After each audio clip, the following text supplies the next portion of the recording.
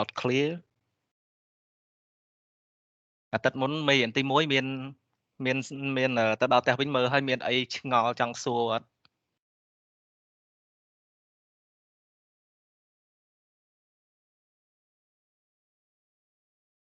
ឆឹង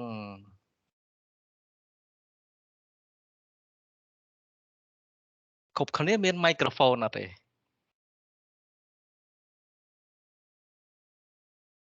អ្នកខ្លះបានតែបើកអត់មានមីក្រូហ្វូនអីនិយាយទេ So any question related to our introduction to the distributed system? And today we will learn the next chapter is about the communication.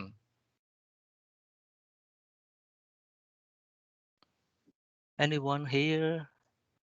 Hello. អត់ទាន់មានទេគ្រូ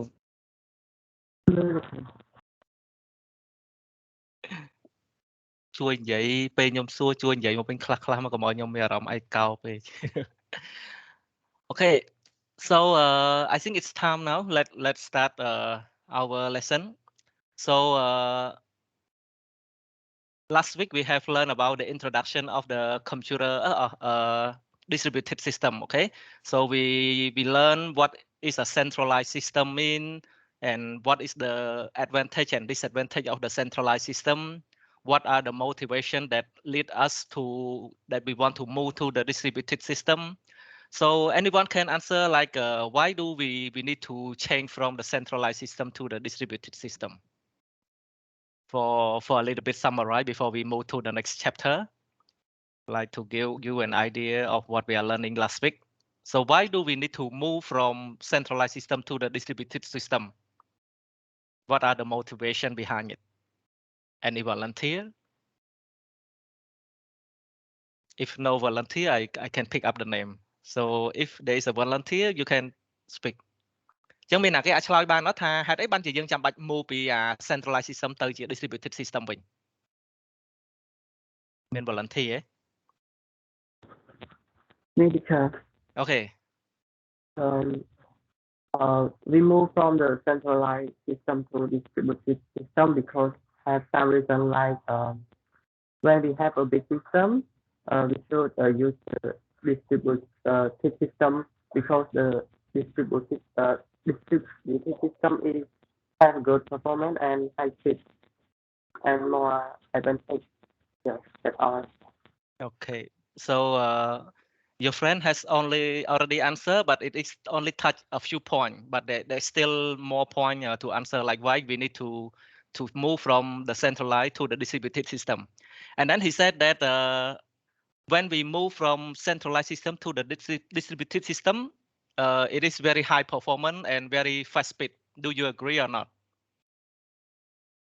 យ៉ាងមិនគ្នាយើងថាបដូរពី centralized system ទៅ distributed system ទៅធ្វើឲ្យ computer នឹងវាលឿនហើយវាដំណើរការល្អអញ្ចឹងសួរថាតើយើងគ្រប់គ្រងមតិនឹងអត់ Yes or no? Do you agree with the idea? Okay. កំហៈ teacher distributed system if we compare to centralized system distributed system would provide scalability and improve the performance of the system and also it provide availability. Okay, yes, that's true. Because distributed system we have many computers, so it provide availability, and it is also true that it provides scalability because centralized system the hardware is limited, so we cannot increase the capacity of the hardware all the time. So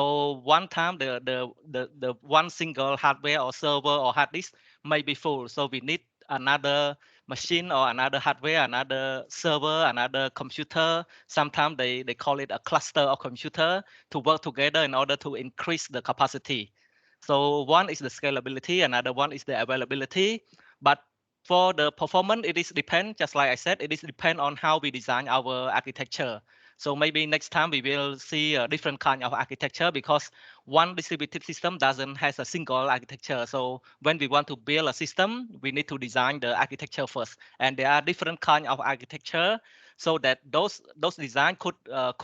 provide the performance, like a different design give a different performance, not the same. Okay. So we could not say that distributed system is a fast speed and high performance. It is also depend on how they design the architecture, what software they are using, something like that. Okay, so let's move to our second lecture.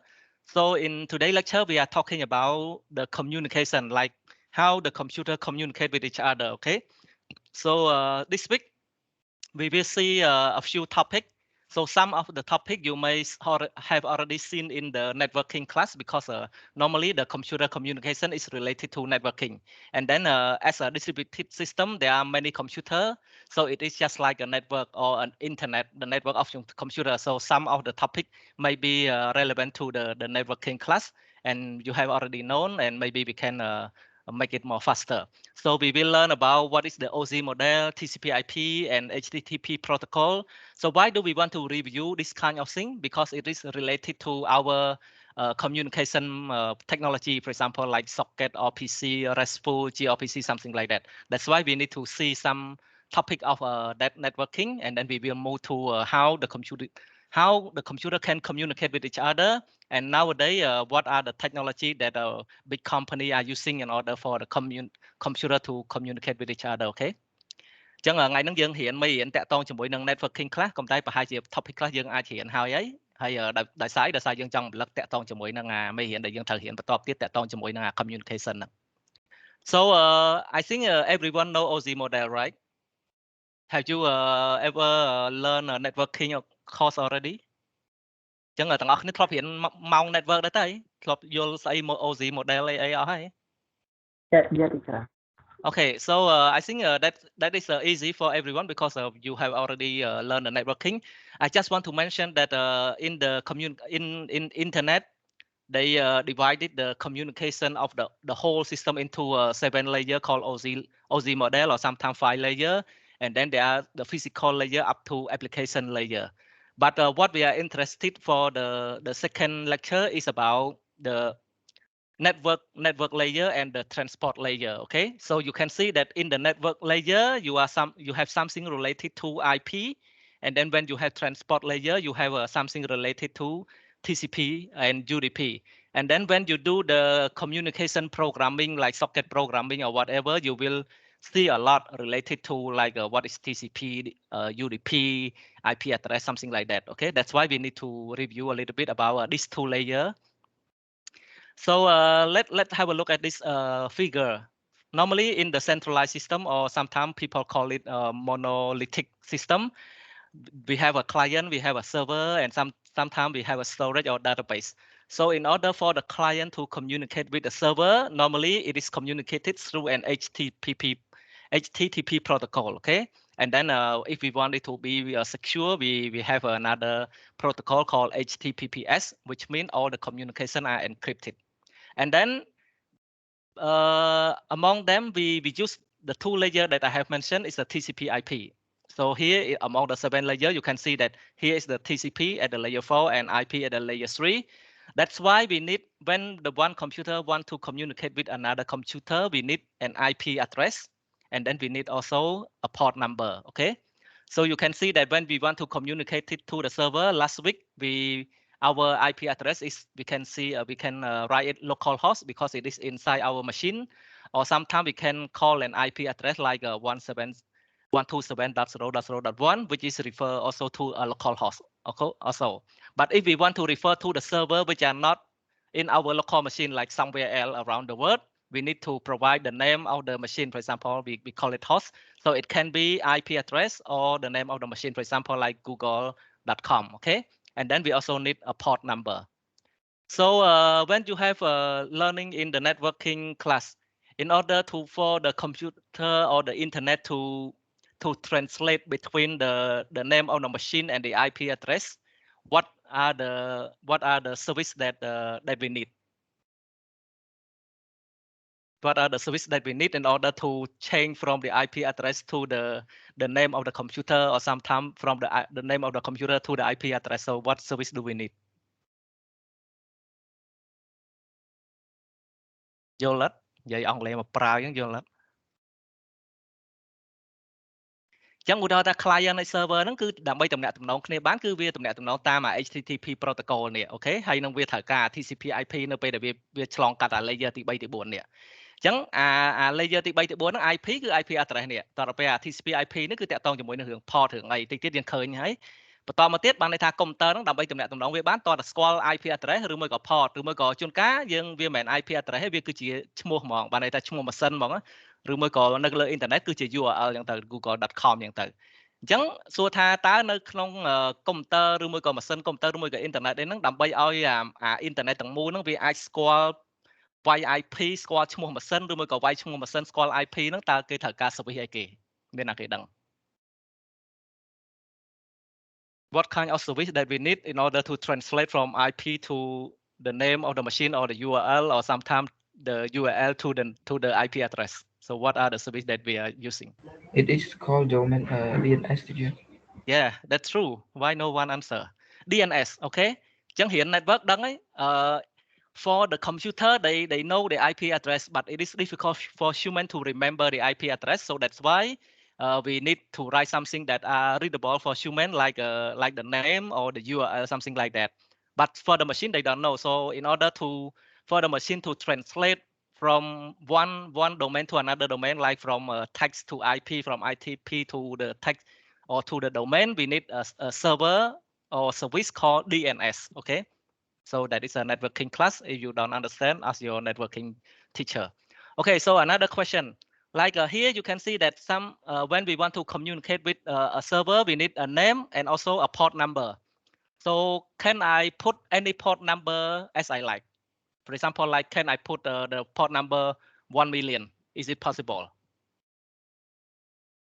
ចឹងខ្ញុំពេលខ្ញុំចង់តំណតំណងមួយ server មួយខ្ញុំគេត្រូវការ IP address ឈ្មោះម៉ាស៊ីនឬមួយក៏ port number ថែម port number នៅពីក្រោយចឹងសួរថាតើ port number ហ្នឹងយើងអាចដាក់ទៅពីបានទេឧទាហរណ៍ថាខ្ញុំដាក់1លានលេខ1លានបាន No, teacher. Why not Why not You see that I last week I put 3000 3001 3002 something like that so can I put 1 million So the answer is no and then It why doesn't know because we don't configure it, and the second thing is that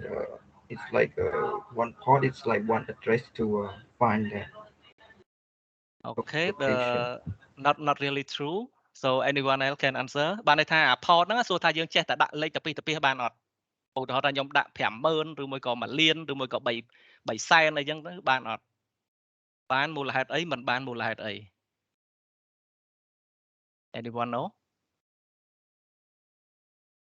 Because when we do the programming like a client server web application or sometimes network application you need to provide an IP address and a port number so when you write a program as an developer or administrator you need to write some number okay so for example like last week our example is 3000 3001 3002 something like that so can I write 5000 or 10,000 or 1 million or whatever number can I write any number as I like so the answer is yes or no yes and why no and why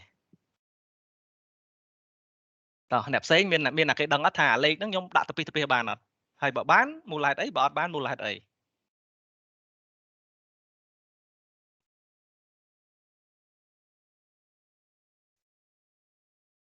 ោះអត់មានអ្នកគេដឹងទេ Anyone know if you know say yes if you don't know say no so that maybe I can answer I don't know, teacher. Okay so you don't know so now today you know okay because let move to the next slide you so keep this question and then we will answer within the next 3 slides okay so can we put any number as we like okay so now let's continue our slide within another 3 slides you will you can answer the question so as internet they divide it into several layers normally when we write something or execute something it is in the application layer because we are using some software and then we have some data in order to send from one computer to another computer so when we want to send one data from one computer to another computer they need to go through the other layer and then go back up so each time they go through one layer to another layer they add some information for example like in the application layer we have some data. So when it comes to transport layer, we need to add some header to that data. Okay, so that now our data has a two block, and then we call it what do we call it when the data, the whole data in the transport layer. So normally in the OZ model, transport layer is in the layer number 4. So what do we call the whole data here in the transport layer? Anyone remember in the networking class? Segment. Okay, yeah, that's true. It is a segment, so you can see the word segment here. So ចឹងខ្ញុំនិយាយខ្មែរបន្តិចមានន័យថាពេលដែលយើងចង់បញ្ជូន data ពី computer មួយទៅ computer មួយហ្នឹងគឺពេលវាឆ្លងពី មួយ layer ទៅ មួយ layer ហ្នឹងគឺ computer វាបាន add ព័ត៌មានបន្ថែមតោះណាបានន័យថា data ដំបូងតែប៉ុណ្្នឹងឯង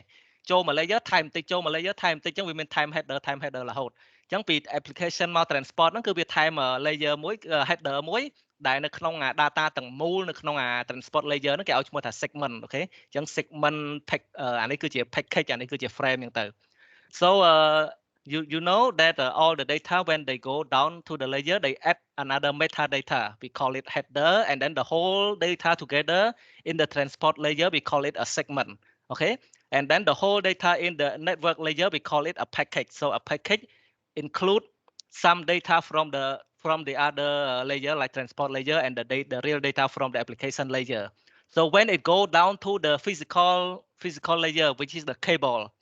so you can see that the data is only a little bit here, but the whole there are a lot of data which is, we can call a metadata or the header, which is very big. Okay, so what are inside those header? That is what we need to learn more in detail that we could answer the first question. Okay, if we just know that it is an encapsulation of the data and then we don't know what are inside the header, we will not know what exactly the header is. So let's see the header of the transport layer like a TCP and then IP. So here you can see that that green orange header is this big table. Okay, so this big table we call it the header of the TCP header, and then this big table is related to this color. Okay, the packet header. So what you can see in the TCP header and IP packet IP header, you can see that in the IP we need the source address and the destination address. Okay, which is this one 127.0.0.1 or localhost or google.com or facebook.com.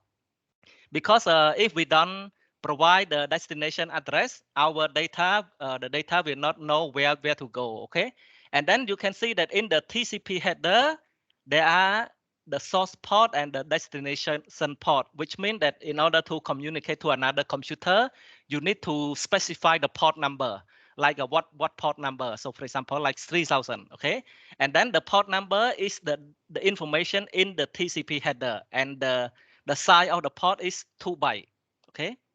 ចឹងអានេះយើងចង់និយាយថានៅ data យើងពេលដែលយើងបញ្ជូនពី computer មួយទៅ computer មួយវាធ្វើការ encapsulate នេះបានន័យថាវាថែម header ពីមុខរហូតអញ្ចឹងពេលដែលវាចូលទៅដល់ transport layer នេះវាថែមមួយ header អញ្ចឹងទៅចូលដល់ network នេះវាថែមមួយ header អញ្ចឹងទៅអញ្ចឹងអា header ហ្នឹងគឺអីគេនេះមួយ table ទាំងមូលនេះគឺជា header នេះបានន័យថាគឺវាគេបន្ថែមព័ត៌មានទាំងអស់ហ្នឹងចូលជាមួយ data ដែរអញ្ចឹងពេលដែលយើងឃើញនៅក្នុងអា IP package យើងឃើញវាគេត្រូវការអីគេ source IP address ហើយនិង destination IP address នេះបានន័យថាតើ data យើងចេញពីកន្លែងណាហើយទៅកន្លែងណាតើដល់ពេលនៅក្នុង TCP header កន្លែង transport layer នោះវាត្រូវការ port បានន័យថាវាចេញពី port មួយណាទៅ port មួយណាមូលហេតុហ្នឹងហើយបានយើងពេលដែលយើងចង់ឲ្យ data ហ្នឹងទៅកន្លែងណាយើងត្រូវការបញ្ជាក់ថា port ហ្នឹង port លេខប្រមាណបាន data ហ្នឹងអាចទៅបានអូខេហើយទំហំរបស់ port ហ្នឹងគឺមានទំហំ 2 byte អូខេយល់នៅប៉ុណ្ណឹង understand?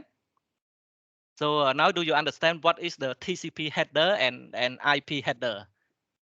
that we add to our data when we want to transfer from one computer to another computer? And then when we transfer the data, we call it communication, right? We one computer want to communicate with another computer, like you want to send your a letter to a friend or a family. You need to specify the address, which is the IP address, something like that, and then the port number, which is the number of the house. Okay, so the port number is in the TCP header and the size is 2 byte. So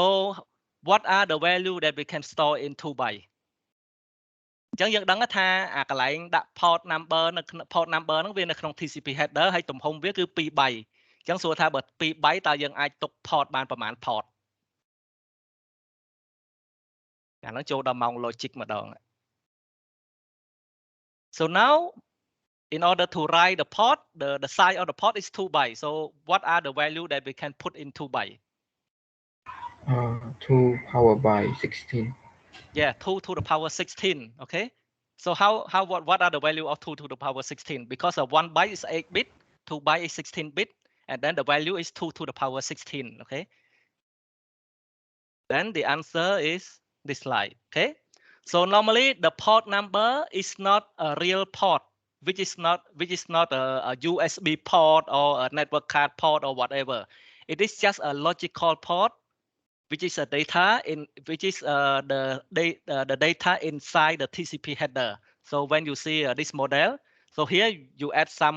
TCP header, which is the segment, and then inside that data you need to write some port number. So the port number is not a real port, okay? It is just a value that represent where to go, which of software to go, and then the size of the port is 2 byte. So 2 byte, which means 16 bit, which means 2 to the power 16, which means 65,536 possible values. So when you want to send the data from one computer to another computer, your port number could not exceed this value, okay? It could be less than that, but it could not bigger than that. That is the maximum value. ចឹងត្រូវចាំថានៅពេលដែលយើង send ព័ត៌មានពី computer មួយទៅ computer មួយភាគច្រើនពេលដែលយើង program យើងចេះតែវាយ port ហ្នឹងទៅពីទៅតាមចិត្តអាហ្នឹងបានក៏ប៉ុន្តែបានហ្នឹងវាមានកម្រិតរបស់វាដែរតោះនេះបានន័យថាយើងមិនអាចវាយអាចំនួន port ហ្នឹងលើសពី 65536 បានទេដោយសារទំហំវាមានតែ2 byte ទេអញ្ចឹងបើយើងវាយលេខលើសហ្នឹងទៅអាហ្នឹងដូច storage អញ្ចឹងពេលដែលយើងវាយលេខលើហ្នឹងទៅវា overflow ដោយសារ memory ដាក់អត់គ្រប់តោះនេះអញ្ចឹងលេខធំបំផុតគឺបានតែប៉ុណ្្នឹងឯង so understand now do you understand what is the port number and what are the maximum value that you can use យល់ច្បាស់នៅ Teacher, also let's say we configure 3000 and then we put the 3001. Is it gonna work? 3000 is okay because 3000 is less than 65. Yes, teacher, but I mean like we configure in Node.js like port 3000 and then we put 3001 on the to find it. I don't understand និយាយខ្មែរមកព្រោះស្ដាប់អត់យល់ ហើយគោលយើងពីថាយើង configure ក្នុង Node.js នេះយើងដាក់ waypoint ទៅតែដល់ពេលយើងវាយនៅក្នុងកន្លែង browser យើងដាក់ waypoint មួយអញ្ចឹងអាហ្នឹងអត់ដើរទេអត់ស្គាល់ទេតោះណា So the question is like in the Node.js we write our server is 3000 for example like this one like localhost 3000 so when we type in the URL so does it work it doesn't work because our server which is a software it is listening to the port 3000 so when you type like this like a localhost and then a 3001 something like this when you enter it doesn't work because there is no server responding to the request so you can see that the site is cannot reach why because there is no server okay so next I will write some program and then I will ask it to listen to some port and then we will see that it work okay អញ្ចឹងគ្នាយើងមិនសួរថានៅក្នុង Node.js យើងវាយ 3000 ស្រាប់តែចូលមក browser យើងដាក់ 3001 សួរថាវាដើរអត់វាអត់ដើរទេដោយសារអីដោយសារតែ client server ហ្នឹងវាចាំស្ដាប់នៅ port 3000 តោះពេល client វាទៅសួរនៅ port 3001 វិញអញ្ចឹងនៅ 3001 វាអត់មាន server ទេតោះណាអញ្ចឹងនៅពេលដែល client ទៅសួរនៅកន្លែងមួយដែលអត់មាន server អត់មានអ្នកគេឆ្លើយមកវិញទេតែបើសិនជា client ហ្នឹងទៅសួរកន្លែងដែលមាន server អា server ហ្នឹងវាមានតែ save program ដូច route ដូច API ដូចអីហ្នឹងទៅអា program ទាំងអស់ហ្នឹងវាឆ្លើយមកវិញតោះណាតោះកន្លែងហ្នឹងឯងប៉ុណ្ណឹងអញ្ចឹងបើយើងទៅសេទៅ IP ឬមួយក៏ port ណាដែលអត់មាន server អត់មាន software មួយចាំនៅ port ហ្នឹងទេគឺអត់មានស្អីឆ្លើយមកវិញទេ clear so client is a computer server is a computer inside a computer is a hardware so inside a hardware which there is a software which is a web server for example like Apache or Nginx or Express or whatever so those software will answer the question of the client so if you write some server the server need to listen to some port and then the client need to request to that port otherwise there is no communication between client and server okay like one asking another person that doesn't exist and then someone listening to something that no one is asking so that there's a single no communication at all. Okay, you are waiting for something or you request to someone that you don't know, so that is not a communication. ចឹងតន់សំណួរគ្នាយើងសួរមកញ៉ាត់ព្រោះអាហ្នឹងឯងគឺរបៀបកុំព្យូទ័រវាតំណតំណងគ្នាបើន័យថា server វាចាំស្ដាប់នៅ port មួយអញ្ចឹង client ត្រូវទៅសួរ port ហ្នឹងបានមានអ្នកឆ្លើយ okay so if there's no question we can move on. So normally within those 65,000 port there are some port which we call a standard port. Standard port mean there are already some service which the computer or the internet are using, and then you can't use that port. You can use, but your service will be error. Okay, like some software are taking that port, so now your server cannot like the port are busy, something like that. You can see the message error like that, like the port are busy, so now the server is not working. You need to change the port, or you need to kill the service which use that port. Okay.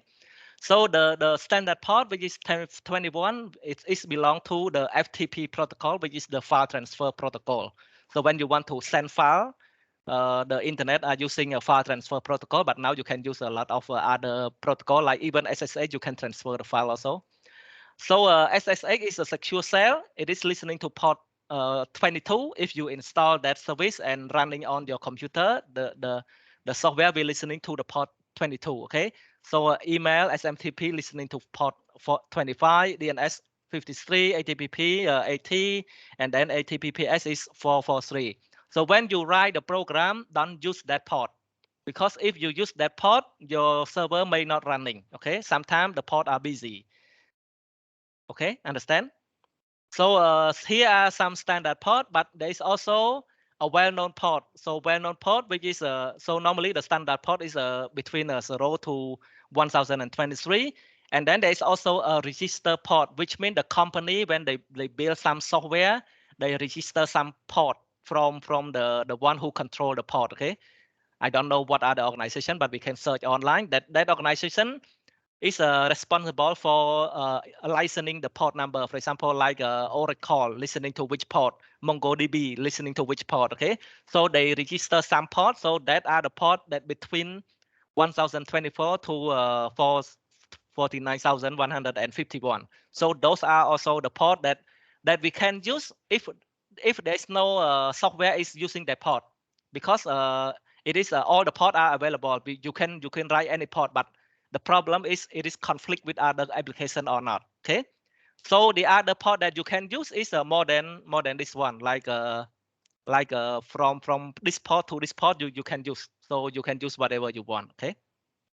អញ្ចឹងនៅពេលដែលយើងទៅសេ program យើងត្រូវចាំថា port មួយចំនួនគឺ standard port យើងអត់អាចប្រើវាបានទេពីព្រោះនៅពេលដែលយើងប្រើវាហើយបើសិនជា computer យើងមានអា service នឹង running យើងនឹងមាន message error មួយថា port ហ្នឹងវា busy ហើយវាមានត្រូវបានគេប្រើហើយយល់ទេ អញ្ចឹងហើយ port ខ្លះទៀតគឺ standard port បានន័យថា port ហ្នឹងវាគេប្រើប្រាស់ចំពោះអា service ដែលវា well known ហើយនឹងមាន port មួយចំនួនទៀតវាមិនមែនជា software well known ទេតែក្រុមហ៊ុនបង្កើតថ្មីមកទៅទិញអា port ហ្នឹងពីអង្គការ standard ហ្នឹងគឺឧទាហរណ៍ថា MongoDB វាទៅទិញបាន port មួយហ្នឹងទៅអីគេ Postgres វាមាន port មួយព្រោះវាចឹងទៅដូច Express ហ្នឹងវាមាន port មួយព្រោះវាចឹងទៅអញ្ចឹងគឺវាមានអា port well known ហ្នឹងដែរអញ្ចឹងសួរថាតើយើងប្រើ port ទាំងអស់ហ្នឹងបានអត់យើងប្រើបានក្នុងករណីដែល computer យើងអត់មានអា software ហ្នឹងកំពុង run តោះណាបានន័យថាឧទាហរណ៍យើងដាក់ 3000 វានៅចន្លោះនេះហ្នឹងតោះណាសួរថាហេតុអីបានវាប្រើបានដោយសារអត់មានអាគេប្រើវាប៉ុន្តែបើក្នុង computer យើងមានអា software មួយហ្នឹងប្រើ port ហ្នឹងហើយយើងត្រូវដូរ port ថ្មីហើយតោះណាអញ្ចឹងបានន័យថា port ពីនេះទៅនេះយើងអាចប្រើបានតែជួនកាលវាអាច conflict ជាមួយ software ផ្សេងដែលវាប្រើ port ហ្នឹងតែបើសិនជា port ប្រព័ន្ធនេះទៅប្រព័ន្ធនេះប្រើមកសេរីយល់ទេ Now do you clear about the port? Do you clear about how to use the port number? តើអត់ច្បាស់អត់ Hello ណាបាត់អស់ហើយហ្នឹងហើយ port ចាប់តាមពីលេខ0ទៅហ្នឹងហើយ port ចាប់ផ្ដើមពីលេខ0ទៅហើយតទៅពេលហើយទៅដល់65535វាអត់ទៅដល់36ទេតោះណាព្រោះអី computer វាចាប់ពីលេខ0ទៅអញ្ចឹងបើសិនជាវាមានផ្ទុកបាន65536អញ្ចឹង port វាគឺពីលេខ0ដល់65535នេះឃើញទេកន្លែងនេះខ្ញុំអត់មានដាក់36ទេខ្ញុំដាក់តែ35ទេអញ្ចឹង port ចាប់ផ្ដើមពីលេខ0 So our friend asking what are the beginning of the port number? The port number is begin from number 0 to 65,535, not 36, because 36 is the total value. but the real number is from 0 to this one. But normally we don't use 0 and we don't use this one because maybe it is reserved for some broadcasting broadcast protocol. Okay, so we are not using 0 or the maximum one. ចឹងគ្នាយើងសួរថាតើ port យើងចាប់ផ្ដើមពី 0 ត្រូវអត់ត្រូវហើយព្រោះ computer វាចាប់ផ្ដើមពី 0 ចឹងអា maximum វាត្រឹម 35 ឯកតុយអត់ដល់ 36 ទេពី 0 ដល់ 35 ហ្នឹងវាបូកបញ្ចូលគ្នាមកគឺ 36 ឯងតែភាគច្រើនអា port អាទូជាងគេហើយណាធំជាងគេហ្នឹងគឺគេអត់ប្រើទេជាទូទៅគឺគេប្រើសម្រាប់ធ្វើការ broadcast something អីបាត់គេប្រើវាអូខេចឹងយើងប្រើអានៅចន្លោះហ្នឹង Any other question មានសំណួរទៀតអត់លោកគ្រូមិញលោកគ្រូបាននិយាយថាបើសិនជាយើង hosting លក្ខណៈថា software របស់យើងណាប្រើនៅ port ខ្ទង់កន្លែង register port ហើយមាន software មួយទៀតប្រើ port ដូចគ្នាអាហ្នឹងយើងត្រូវ change port ឬក៏បើ software ហ្នឹងលក្ខណៈជា hosting យើងអាចបិទវាយើងជំនួសបានអត់លោកគ្រូហ្នឹងហើយអាហ្នឹងឧទាហរណ៍ថាឥឡូវខ្ញុំឧទាហរណ៍សាមញ្ញថា port 3000អា software express វាទិញយកហើយតទៅពេលហើយបើសិនយើងប្រើ express server យើងដាក់ 3000 អត់អីទេព្រោះបានន័យថា computer គេក៏ប្រើ 3000 computer យើងក៏ប្រើ 3000 ដែរស្រាប់តែឧទាហរណ៍ថាយើងប្រើ express computer យើងអត់ប្រើ port 3000ទេយើងប្រើ port ឧទាហរណ៍ថា 4000 អីចុះហើយស្រាប់តែមានអាក្រុមហ៊ុនណាមួយវាទិញយកអា port 4000ហ្នឹងហើយតទៅពេលហើយ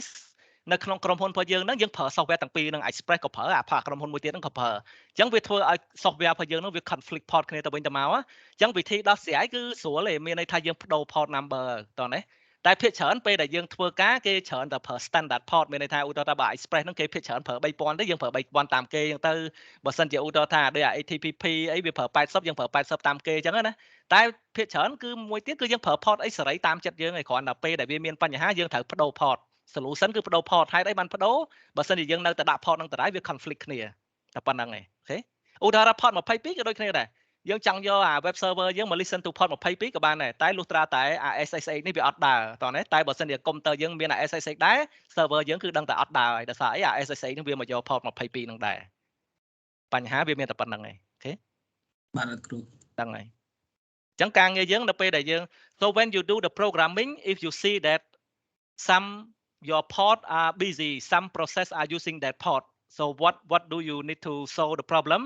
problem is first you can kill that process and using that port the other solution is to change to a new port so you have two solutions okay so first one kill the process that using that port if the process is not important and then you can use that port the second solution is your server need to change to a new port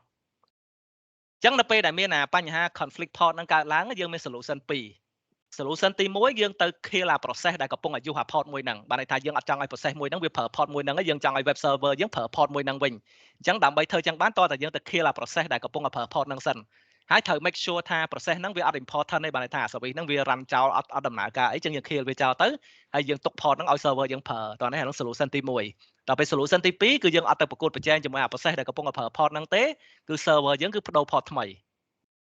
តោះណាអញ្ចឹងនៅពេលដែលយើងមាន conflict port កើតឡើងយើងមាន solution 2ឆ្លាញ់អាមួយណាយើងធ្វើអាមួយហ្នឹងទៅតែយល់ល្អយើងបដូរ port ថ្មីវាល្អជាងតោះណាតែបើសិនជាឧទាហរណ៍ថា there are some case that we run our program and we test it and then for example like I run my program and then using port 3000 and then I modify my code and then I want to run my server again but I forget to end the last process and then the last server the same server still listening to the port 3000 and then when I want to run my code again the same server we use the same port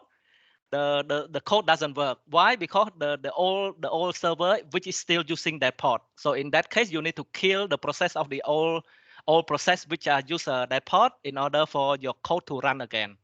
so sometimes the development could happen like that okay ចឹងមានករណីមួយទៀតបានន័យថាយើងកំពុងតែសេ code server client អញ្ចឹងណាហើយយើង run code យើងមកប្រើទៅឲ្យអា server ហ្នឹង listening to port 3000ហ្នឹងទៅតទៅពេលហើយធម្មតា developer វាមិនមែនតែសេ code ម្ដងដើរស្រួលណាយើងមិនត្រូវ modify code យើងតែយើង ភ្លេចបិទអា server ដែលកំពុង run ឬមួយក៏វាយើងបិទ terminal តែអា process ហ្នឹងវាអត់ទាន់ងាប់តើណាអញ្ចឹងស្រាប់តែពេលយើង run code យើងទៅ run server យើងមួយសារទៀតអត់ដើរអា server ហ្នឹងអត់ដើរហើយវាប្រាប់ថា port ហ្នឹងកំពុងតែត្រូវបានប្រើហើយសួរថាណាគេអ្នកប្រើគឺអា process មុនណាពេលយើង run លើកមុនហ្នឹងវាអត់ទាន់ងាប់តើណាអញ្ចឹងពេលដែលវាអត់ទាន់ងាប់ហើយវាទៅប្រើ port ហ្នឹង software យើងប្រើ port ហ្នឹងអត់កើតទេអញ្ចឹងដើម្បីឲ្យ software យើងប្រើ port ហ្នឹងកើតតើយើង kill អា process អា server មុនរបស់យើងនោះឲ្យវាងាប់បាត់សិនទៅហើយពេលយើង run server យើងម្ដងទៀតទៅវាដើរវិញហើយតន់ចំណុចហ្នឹងឯង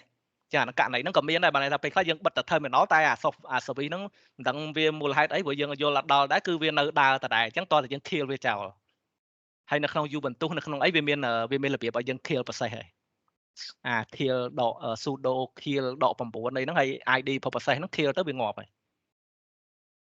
Okay, any other question? Because this is important. Otherwise, when you do programming and then your computer has conflict port, you don't know what are the problem and how to solve it. Teacher, explain again private port ហ្នឹងមិនវិញច្រើនខ្ញុំអត់សូវយល់ដែរមិន private port នៅឡើយណា private port អូយអា dynamic port អូអា dynamic ឯ private port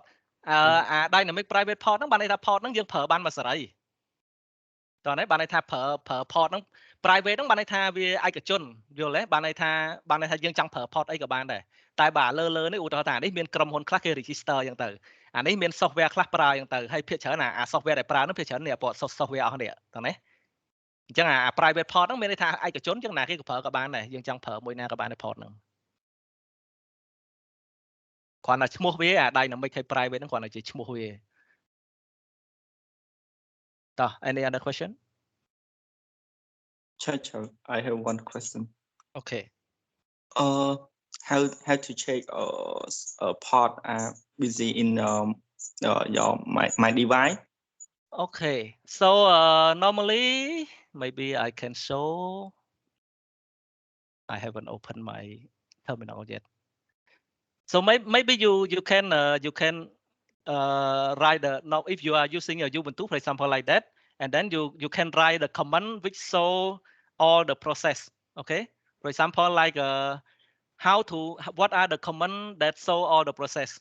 Anybody know? Command line ខមមិនអីដែលយើងវាយទៅវាចេញ process មកទាំងអស់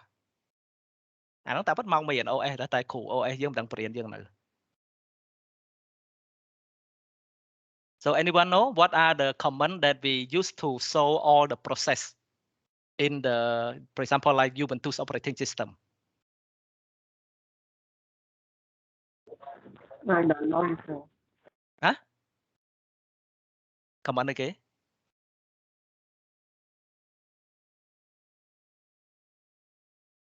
តាមពិតយើងឆោមីទី1យើងមិនទាន់រៀនដល់មេរៀន process ទេប្រហែលឆោមីទី2ហ្នឹងដល់ហ្នឹងទៅចាvirtual machine ខ្ញុំថ្ងៃហ្នឹងបើកអត់ចេញទេអាហ្នឹងដូចជា sudo ps.a ហ្នឹងហើយ Okay yes ps command ps you to show all the process I haven't opened my virtual machine today there's some problem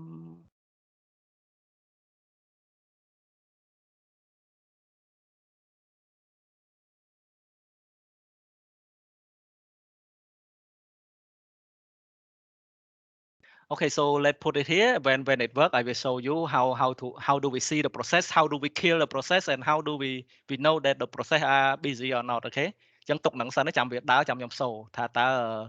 ដើម្បីមើល process ត្រូវធ្វើម៉េចដើម្បី kill process ធ្វើម៉េចអីធ្វើម៉េចអញ្ចឹងទៅ Okay, so we can move our theory class first, and then when it works, I will show you how to see the process. Okay, so the other thing that we would like to know is the computer, when they want to communicate with each other, they need the protocol,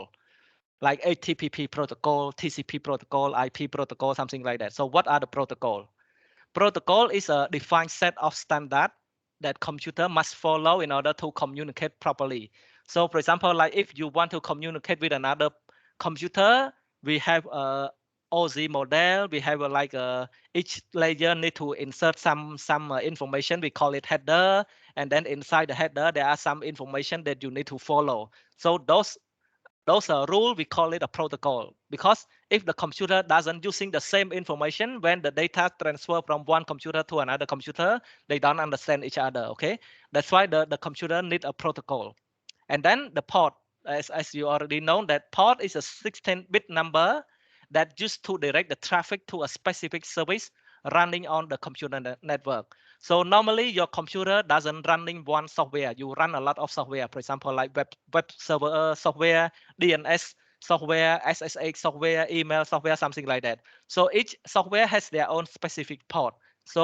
the idea of the port is used in order to direct the traffic to that specific service. Okay, that is the idea of using the port number.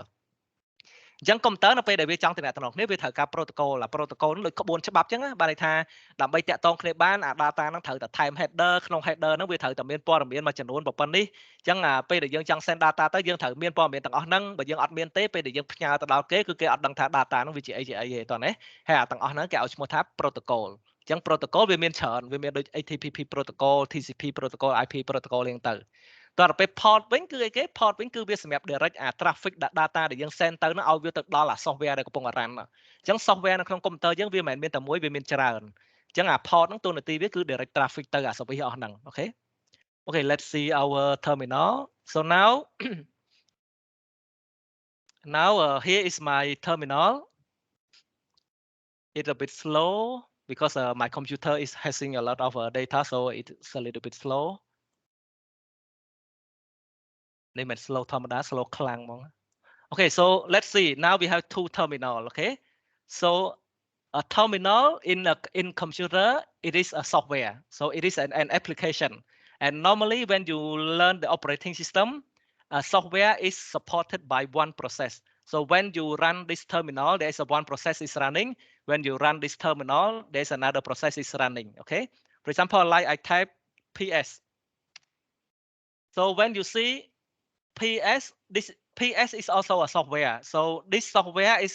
running by this process ID, and then our terminal called bus is running by this process ID. Okay. So for example, like I type PS again, you see that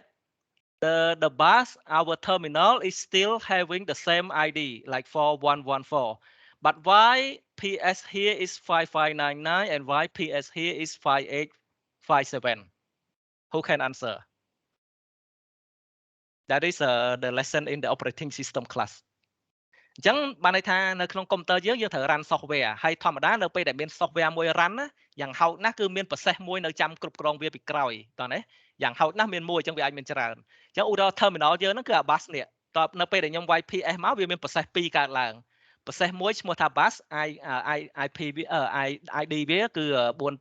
4114តទៅពេលអា command PS នេះក៏ជា software ដែរអញ្ចឹងពេលខ្ញុំ run software ហ្នឹងទៅវាមាន process មួយនេះកើតឡើងតោះណាតទៅពេលខ្ញុំវាយ PS មួយសារទៀតយើងឃើញថា bus នេះវានៅ process ID វានៅដដែលក៏តែហេតុអីបានអា process ID នេះវាទៅជាផ្សេងមានអ្នកគេដឹងអត់ Why our bus has the same ID of the process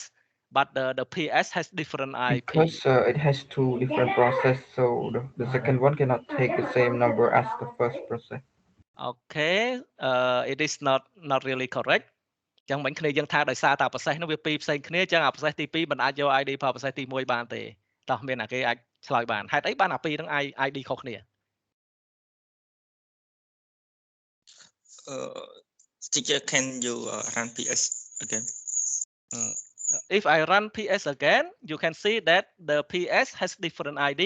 but bus still has the same ID. Even if I run it here, for example, like bus here is 4479, okay? So when I run PS again, you can see that it is 4479 again, but the PS is changed. Why?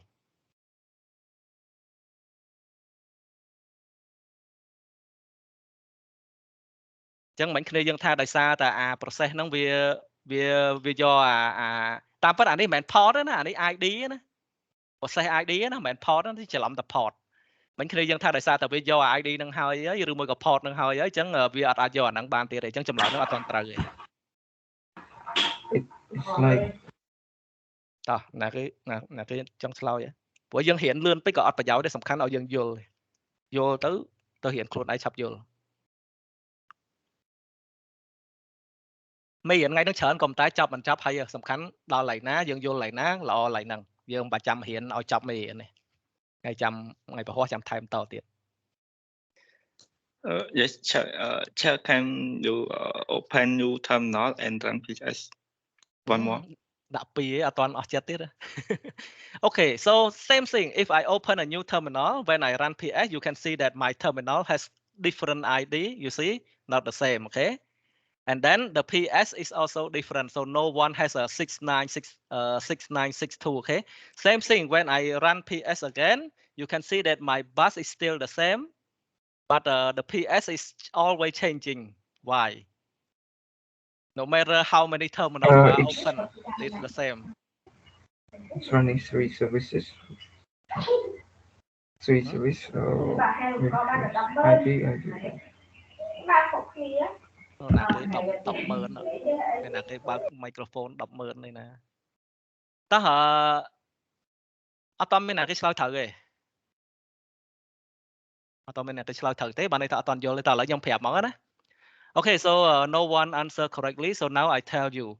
Okay, so you can see that this terminal 1, 2, 3 is a software.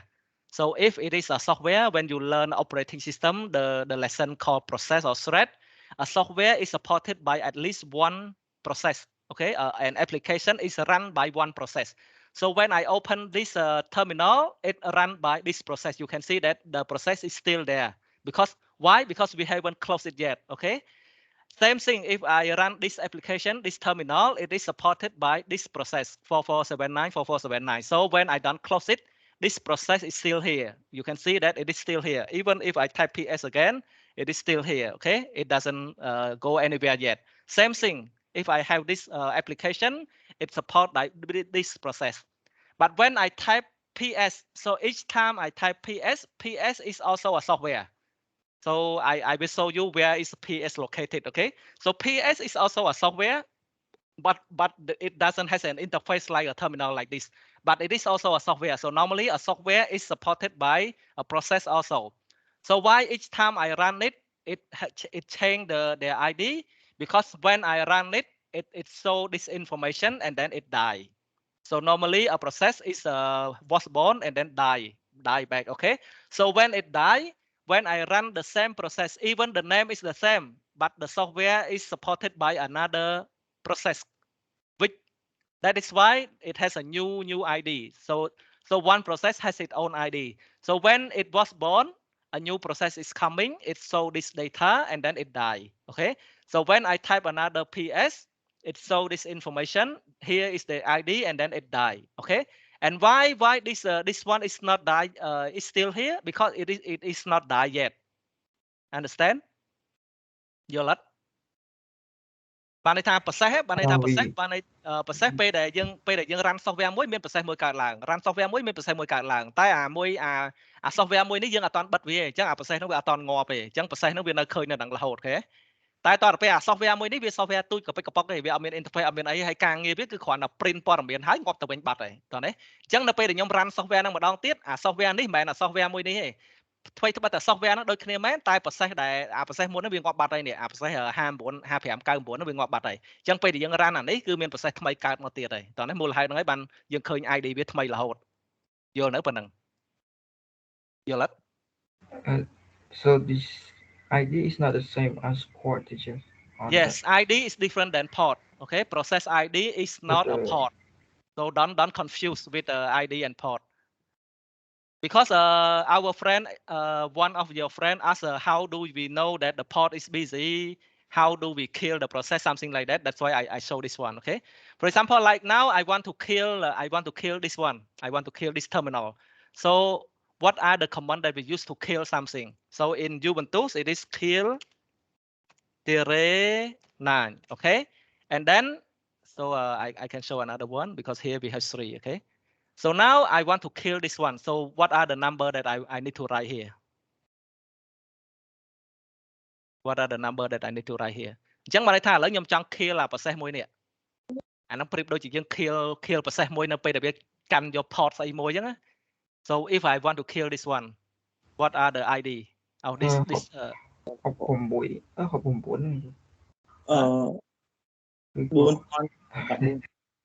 បាន4114 អត់ទាន់ត្រូវទេ I use this one to kill this one. So what are the ID of this one? Kill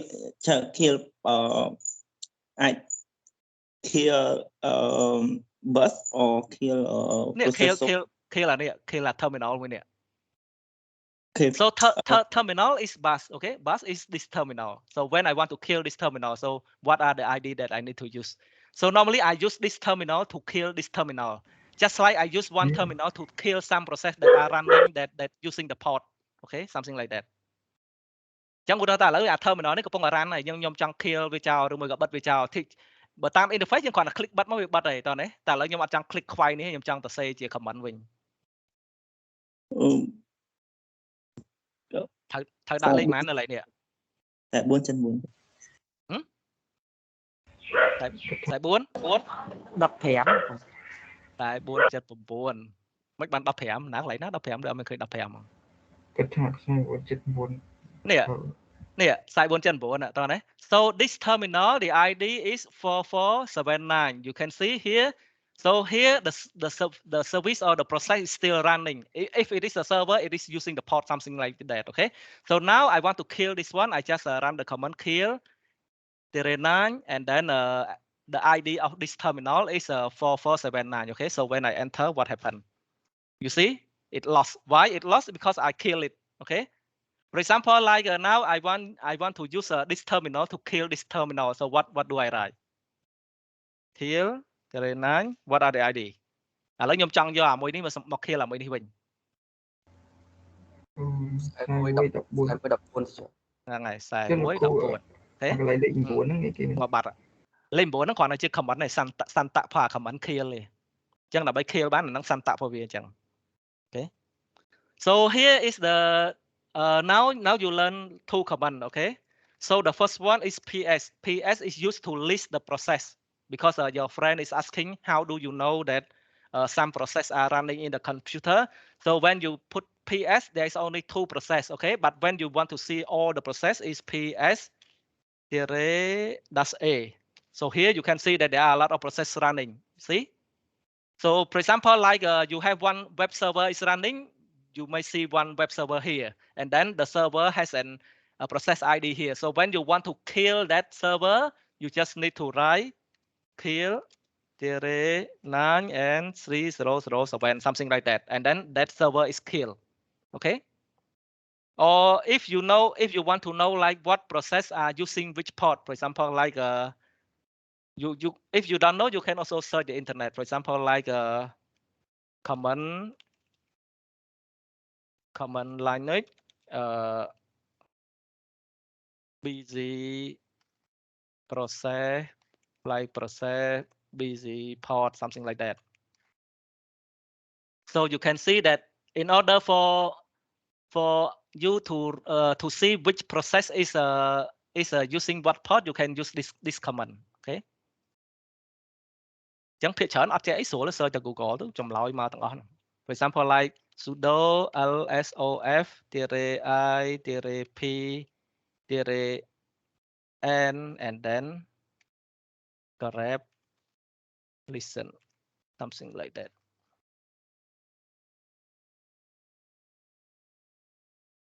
so now you can see that there are some so in my computer I have some Nginx so you know that Nginx is a web server also so I have like now I have 4 server which is listening to port 4000 okay so star is just like localhost or 0000 and then here is a localhost something like that so I have a Postgres which is listening to port 5432 I have some system daemon which is listening to port 53 normally 53 we can see that there's some service like that so now for example like the port 4000 is used by the process called Nginx and now I don't want to use Nginx I want to use Apache and then it listen to port 4000 something like that so in order for our software to use this port 4000 I need to kill these 4 process and their ID is 1140 1140 1142 so there's only two ID okay 2% ID so if I kill this one my web server Nginx will be gone okay so the process the command that used in order to see what are the software listening to which port is this one okay you type this one you will see that what are the software that are using what port តើនៅច្បាស់នៅ ច្បាស់ហ្នឹងអ្នកសួរមិញហ្នឹងហើយព្រោះមិញមានអ្នកសួរថាយើងធ្វើម៉េចដឹងថាកុំព្យូទ័រយើងអា software ណាវាកំពុងតែស្ដាប់ port ណាអញ្ចឹងនៅក្នុង Ubuntu គឺគេប្រើ command មួយនេះ lsos.i.p.n ហើយនឹង grep listen ទៅអញ្ចឹងវា grep listen ហ្នឹងបានន័យថាវាបានអាពាក្យ listen មកនេះអា listen នេះព្រោះឯភាគច្រើនឲ្យតែ command ណា listen វាមានអាពាក្យ listen ហ្នឹងហើយអញ្ចឹងគឺគេ list process មកទាំងអស់ហើយគេចាប់យកតែ process ណាដែលវាមានពាក្យ listen នេះគេអូខេអញ្ចឹងតទៅយើងចាប់មកវាបាន5 6នេះអញ្ចឹងដោយសារតែក្នុងកុំព្យូទ័រខ្ញុំហ្នឹងវាមាន service មួយចំនួនកំពុង run ឧទាហរណ៍ដូចខ្ញុំធ្លាប់ run web service អញ្ចឹងអា4នេះ web server នេះអញ្ចឹងអា web server ហ្នឹងវាស្ដាប់នៅ port 4000អញ្ចឹងបើខ្ញុំវាយ local hop 4000វាមានអាហ្នឹងហើយតទៅពេលហើយវាមាន database ទៀតនេះអា database ហ្នឹងវាស្ដាប់នៅ port 5432អញ្ចឹងពេលដែលយើងទៅ say software យើងកុំដាក់ port 5432បើយើងដាក់5432វា conflict ជាមួយនឹង Postgres database ហើយអូខេហើយតទៅពេលយើងចង់ kill វាគឺ kill ដក9ហើយនឹងអានេះ ID របស់វានេះ1442អូខេតោះច្បាស់អត់ប៉ុណ្ណឹង teacher អាហ្នឹងយើងវាឲ្យវារស់វិញបានអត់ច្រើនឲ្យវារស់វិញយើង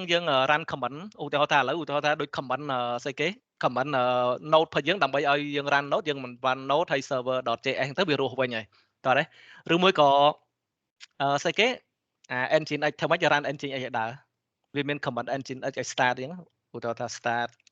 engine x service នេះព្រោះខ្ញុំអត់សូវប្រើវាអញ្ចឹងអត់ចាំឲ្យត search អញ្ចឹងនេះ command ដើម្បី run វាដើរគឺ command នេះអញ្ចឹង systemctl start engine x service អញ្ចឹងតទៅពេលហើយយើងចង់ start វាអញ្ចឹង sudo ស្អីគេទៀតservice engine x ហើយបន្តមកទៀតស្អីគេអូមែននេះវាយតែប៉ុណ្្នឹងក៏បានដែរ engine x start អូខេ start អញ្ចឹងបានន័យថាពេលដែលយើង kill វាងាប់ហើយតទៅពេលយើងចង់ឲ្យវារស់ឡើងវិញគឺអត់មានផ្លូវអីក្រៅពីប្រើ command ណា standard របស់វាឯងបានន័យថាដើម្បី start web service គឺយើងប្រើ command មួយនេះដើម្បី start MongoDB គេប្រើ command មួយនោះដើម្បី start DNS ឬមួយក៏ SSH គេប្រើ command មួយនេះអញ្ចឹងយើងប្រើតាមអា command ដែលគេដាក់មកតាម tutorial មកវា start វិញហើយពេលដែលវា start គឺវាមក listening នៅលើ port ហ្នឹងដដែលហើយព្រោះបើសិនវាចាប់យក port ហ្នឹងគឺវានៅតែចាប់យក port ហ្នឹងដដែលហើយអូខេតោះមានសំណួរទៀតអត់យ៉ាងថ្ងៃហ្នឹងយ៉ាងហោចណាស់ក៏ស្គាល់ IP ស្គាល់ port ស្គាល់ process ស្គាល់អីដែរ Teacher, I have one question more. Okay. And so we have some part to use, and we want to make sure no one use it. Yes, want to use it, and how to manage some part, and we want to manage a space for open part to server, and how to manage it. So normally if you are the administrator, you know that your web server is listening to which port it is configured by you. Okay, so normally you when we run a web service, we always write it in a configuration file. So those file is keeping all the port that we are using.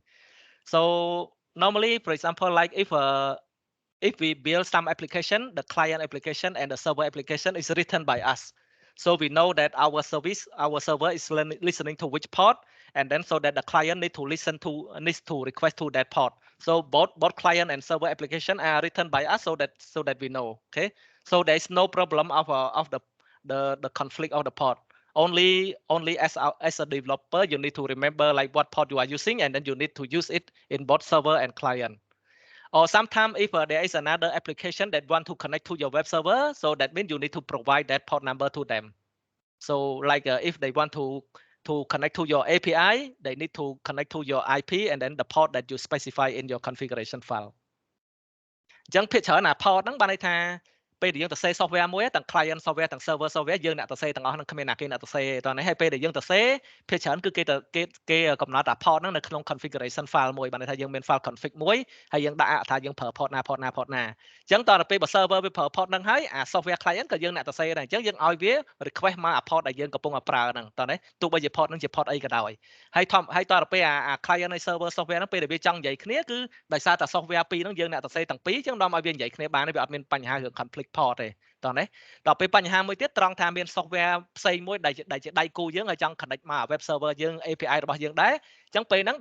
ដើម្បីឲ្យគេ connect មកបានតោះយើងប្រាប់គេថាតើអា computer យើងហ្នឹងវា IP ប្រមាណហើយ port លេខប្រមាណ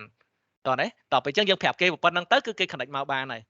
ហើយបើសិនជាយើងនៅចាំទៅពេលយើងអាទិត្យមុនទេមានន័យថាម៉េចគេមិនបាច់ចាំ port ក៏បានដែរព្រោះអីដោយសារតែយើងប្រើ load balancer អញ្ចឹងគឺឲ្យតែគេវាយចូលមកតាម port 8000មកអា load balancer នោះវាចេះ redirect ទៅ3000 3001 3002ហើយអូខេ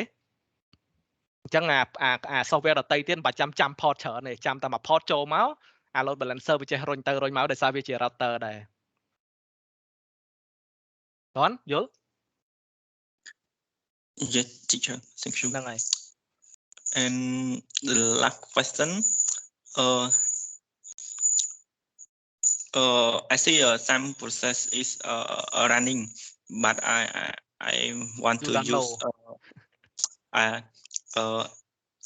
some process on a screen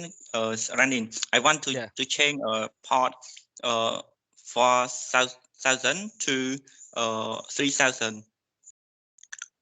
I think the only way that you can change is in your code. Okay, for example, like your code is, for example, like last week we write in our code is 3000. So whenever you run the server, it always listening to 3000. You cannot change the port. So if you want to change the port, you need to close the application and then go back to your code and change the 3000 to 4000 and then run the server again. So at that time, your server will change to another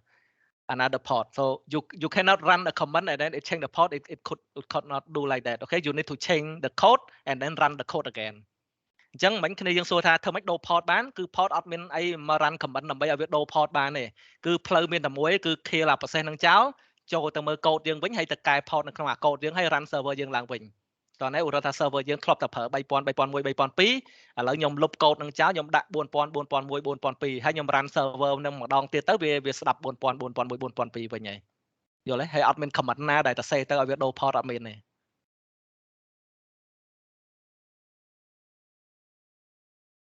So if you want to see more process, so the command is ps dash aux. So aux they will show every process. So here you can see that you have every process is running. Okay. So your computer has a lot of process, and then the first process is called init. Process number 0. Where is it? So this is number 1. Maybe there is no number 0 here. So there is a first process which is called init, which is running when we open our operating system. So those are the costs that in the operating system cost, okay, the process. But here I show you a little bit how we use it, how we kill it, and when the process is occupied in which port, how do you kill it in order to use that port, okay? So our idea is about using the port because we are learning about the communication, okay? So everything related to the process is an operating system class. អញ្ចឹងតាមពិតអាមេរៀន process ហ្នឹងគឺមេរៀន operating system តែដោយសារថ្ងៃនេះយើងនិយាយរឿងតាក់ទងមួយរឿង port រឿងអីហ្នឹងទៅអញ្ចឹងខ្ញុំសូយើងតិចទៅព្រោះពេលខ្លះយើងជួបឧបសគ្គហ្នឹងយើងត្រូវ kill process ហ្នឹង kill អីដែរបានទៅប្រើ port ហ្នឹងកើតវិញអូខេ Question because next we will have some exercise which is not related to the port anymore. So now do you understand about the IP address, the port, why the port has that number, and what are the port that we can use? If the port is occupied by some other software, how can we use it? How can we kill it? So is it clear now? ច្បាស់នៅប៉ុណ្ណឹងច្បាស់យើងទៅតទៀតចូលដល់មេរៀនផ្លៃៗទៀតហើយថ្មីទៀតហើយព្រោះយើងឡើងនិយាយរឿង port រឿងអីនេះតទៀតហើយឥឡូវច្បាស់នៅប៉ុណ្ណឹង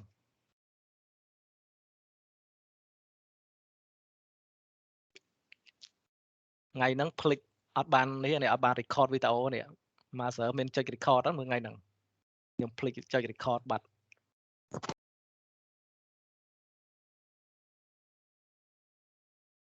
Hello បាត់តាណាហើយ Gesture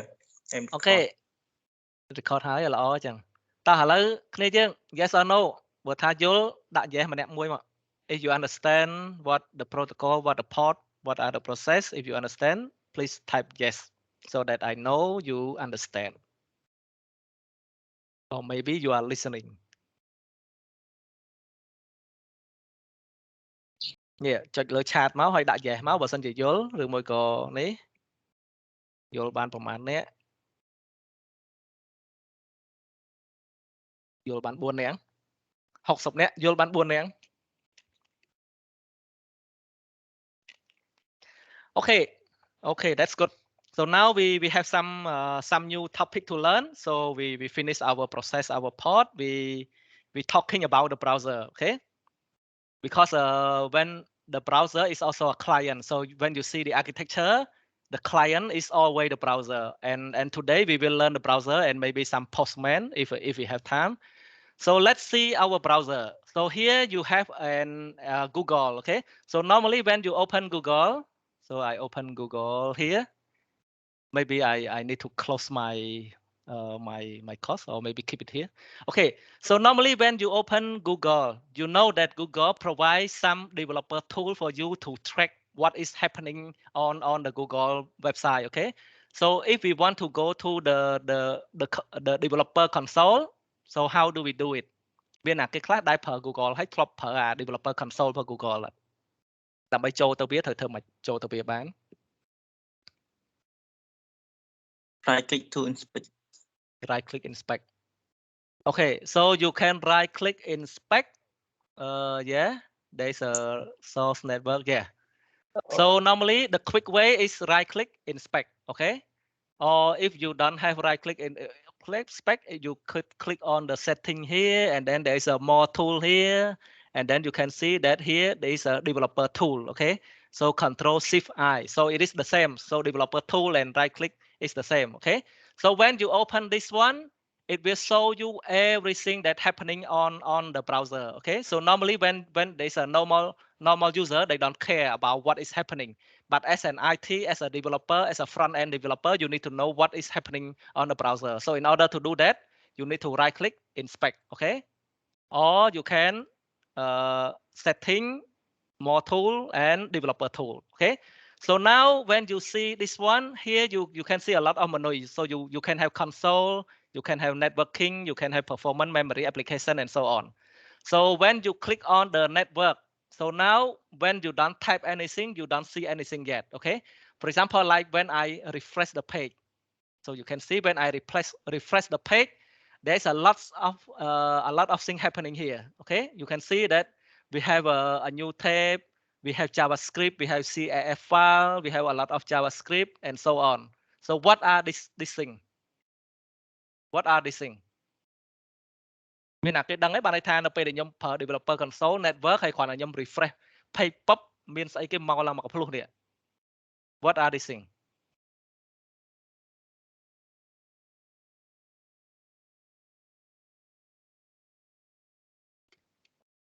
ដែលឃើញអត់ឬមួយក៏ដែលប្រើអត់ពេលយើងរៀន web រៀនអីដែលឃើញដែលប្រើអត់ អានោះវាដូចផ្ញើ file អីជាផ្ញើ file JS ហ្នឹងហើយ Okay, so the problem is we have a browser and then this one are the file that returned by the server. Okay, for example, you can see our lesson here, the figure. So here, when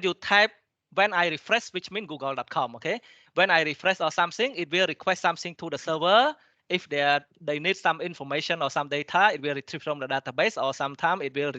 return HTML or something like that. It will return to the client, and then the client will see something. For example, like I type google.com, okay? www.google.com. So when I type this one, when I enter, you can see here it load again. Okay, you can stop loading here. So when I type google.com, which means I am a client, I am a browser. So I am a browser. I want to request a web page from the server, which is called google.com. Okay. So when the server receive the request,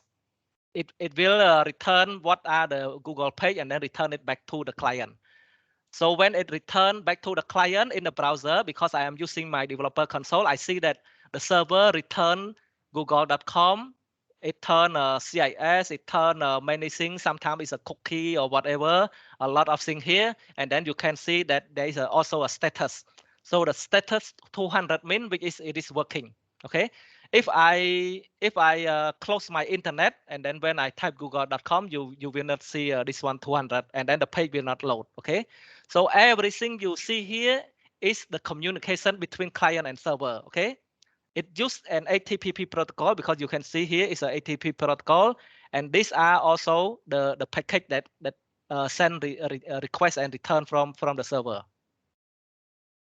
So just like in our figure, so when client requests, server responds something, and then they are using HTTP protocol. Okay, that's why you see all everything here is using HTTP protocol. It will return sometime, it will return a tag, or sometimes cookie, sometimes file, and then the status of the package is 200, which means it is the server is working fine, and then they can find the file, and then they can return to the client. Understand? យល់ហើយហ្នឹង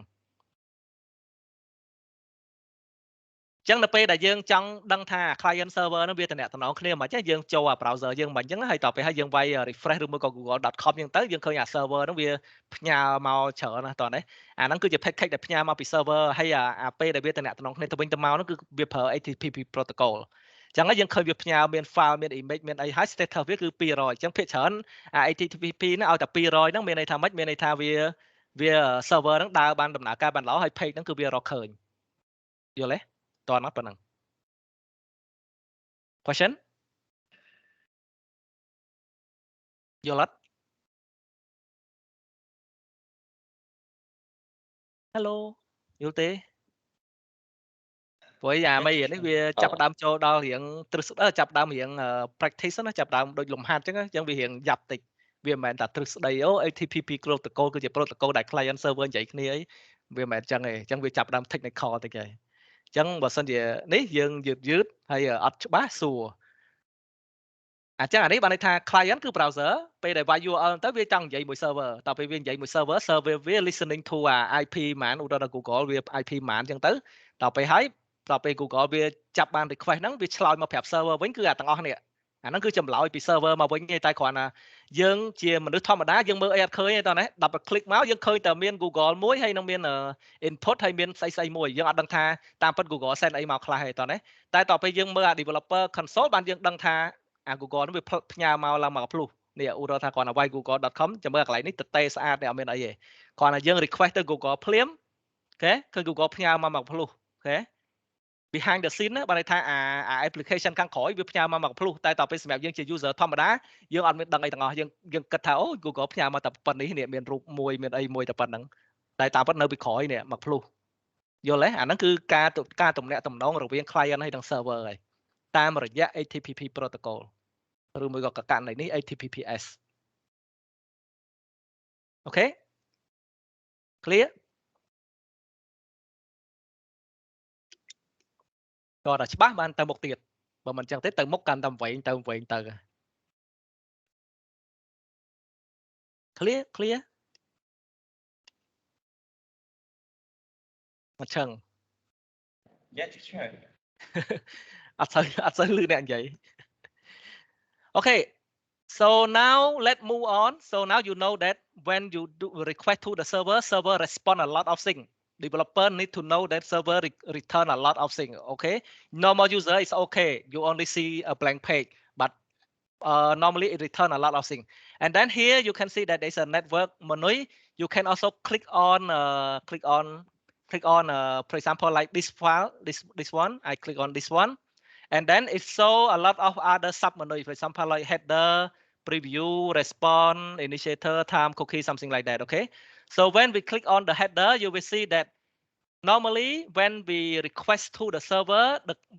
when we request from the GUI browser, you just type google.com and click enter. But at the background, normally it is use HTTP protocol, so it has a request and response. Okay, that's why when you write a web application, you will see a lot of request response header. So when you click on header, there are general header, response header, and then request header. Okay, you can see that there are 3 kinds of header. So one is the general,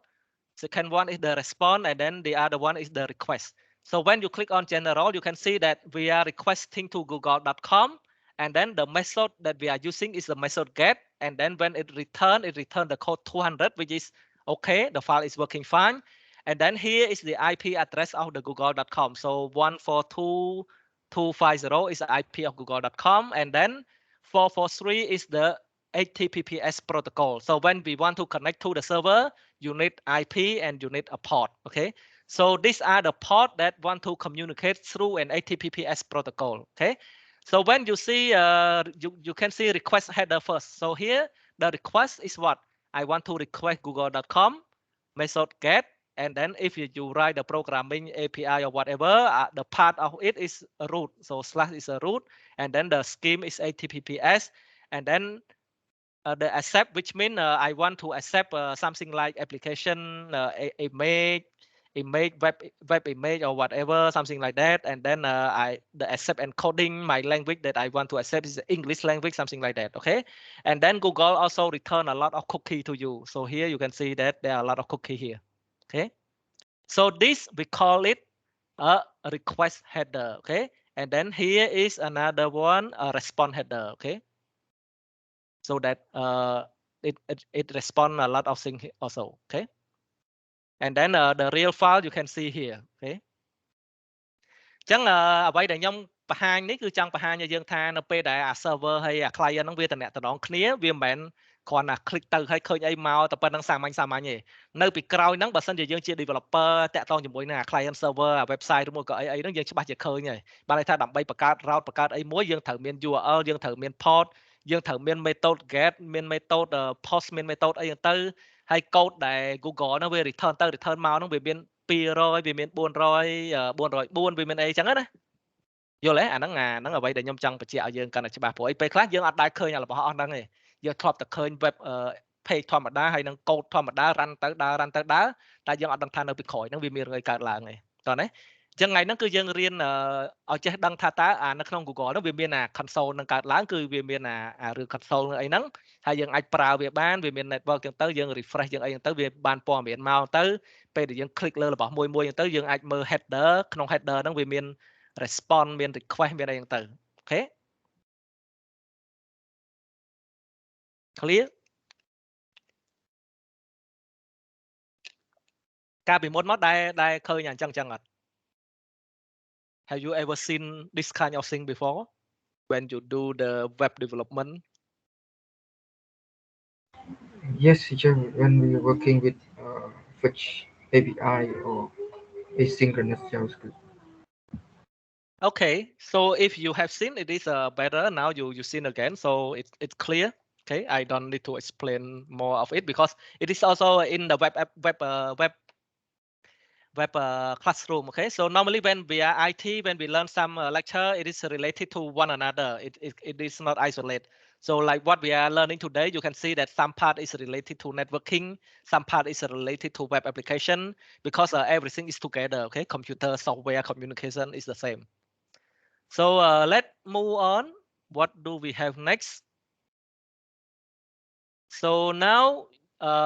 normally the cookie is also related to security. So when you are working with development and web application and then you want your web application to be secure, something like that, you need to know that your header is also has something related to cookie. So who can tell me what is cookie?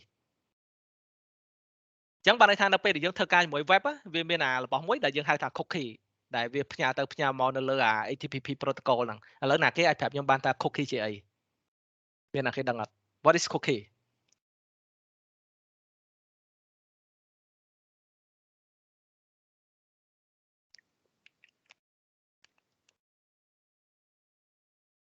What is cookie? What is cookie?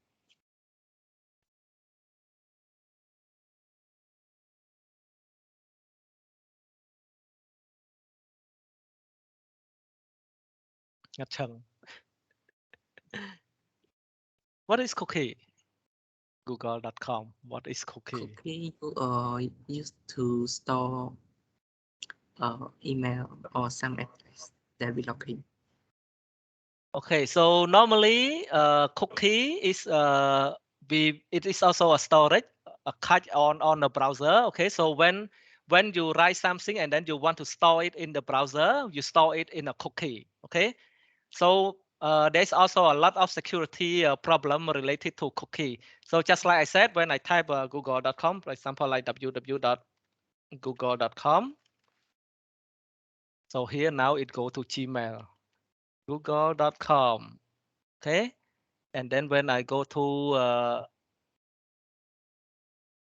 some Google page, and then when I go to request response header,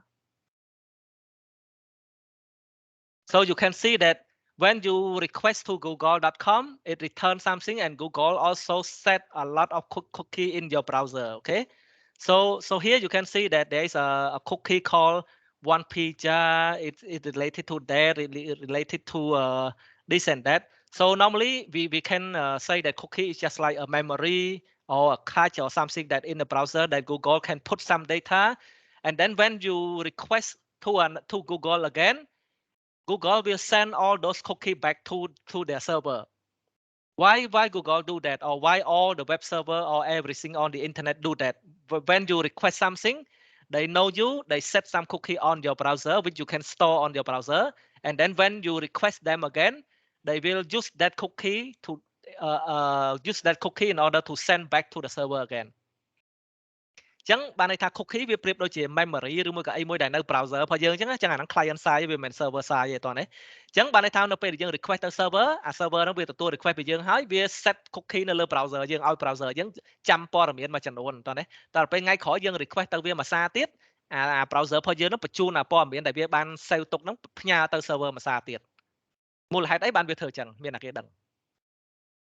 Why server need to set cookie on your browser, and then when you request again, that information will send back to the server. Why do the server do that? ហ៊ាន web ការហ៊ាន web មានគ្រូណាដែលប្រាប់អត់តាក់ទងមួយ HTTP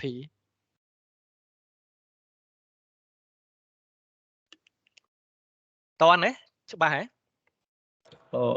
Yes, sir. Yes. Maybe my idea. I think cookie is for store data some like HTML or CSS or JavaScript or many data to run with some website is fast for login and easy to complete with information with faster and security. Okay, so it is partly correct. It is also related to cache. So cache is a memory that you can store something in the client side. When you want to request it again, sometimes they don't retrieve the website. The request is retrieving something from your cache and show you first, and then go back to the server and ask for more information. Okay, but cookie is more like an information, not really a data file, CSS, JavaScript like that. It's just some information like this. Okay, so why do a server set cookie on the browser? Because the reason is HTTP is a stateless protocol. ได้เลย Yeah, ได้เลย So why server set cookie on your browser? Because you are now using HTTP and HTTPS protocol, and that protocol is called a stateless protocol. So what does stateless protocol mean? Stateless protocol mean when you request something to them, and then when they answer something to you, they forget you. They don't know who you are. Okay. So when you want to ask them again, you need to tell them who you are again. So when you do like that, it bother a lot of clients. So client need to tell Google all the time. So here I am, I want to take something from you. Here I am, here is my name, I want to take something from you. Here I am, I want to take something from you. That's because why? Because a server doesn't have a state. State is just like a memory. Okay, so stateless means there are nothing to catch in the protocol. So that's why each time you want to ask again, you need to tell some information about you again. So in order to solve this problem, server need to write those information and save in your cookie in the browser, in the client side. So when the client go to ask Google again, client don't need to do anything because all the information are in the cookie, so that those information will send along with the new request to the server, so that the server will know like who you are or whatever. Okay, so cookie is also used to store information like a session or login or whatever, so that when you go from one page to one page, you don't need to log in again and again. ច្បាស់ហ៎ យល់អត់ បានន័យថាហេតុអ្វីបានជា server ចាំបាច់ set cookie នៅលើ client នៅលើ browser ច្បាស់នៅបើសិនជាច្បាស់មើលមានអាគេឆ្លើយខ្មែរមួយមើល why server set cookie on browser មិនណាគេនិយាយមិញយល់ទេអត់យល់អត់ទៅយល់សើអត់ទៅយល់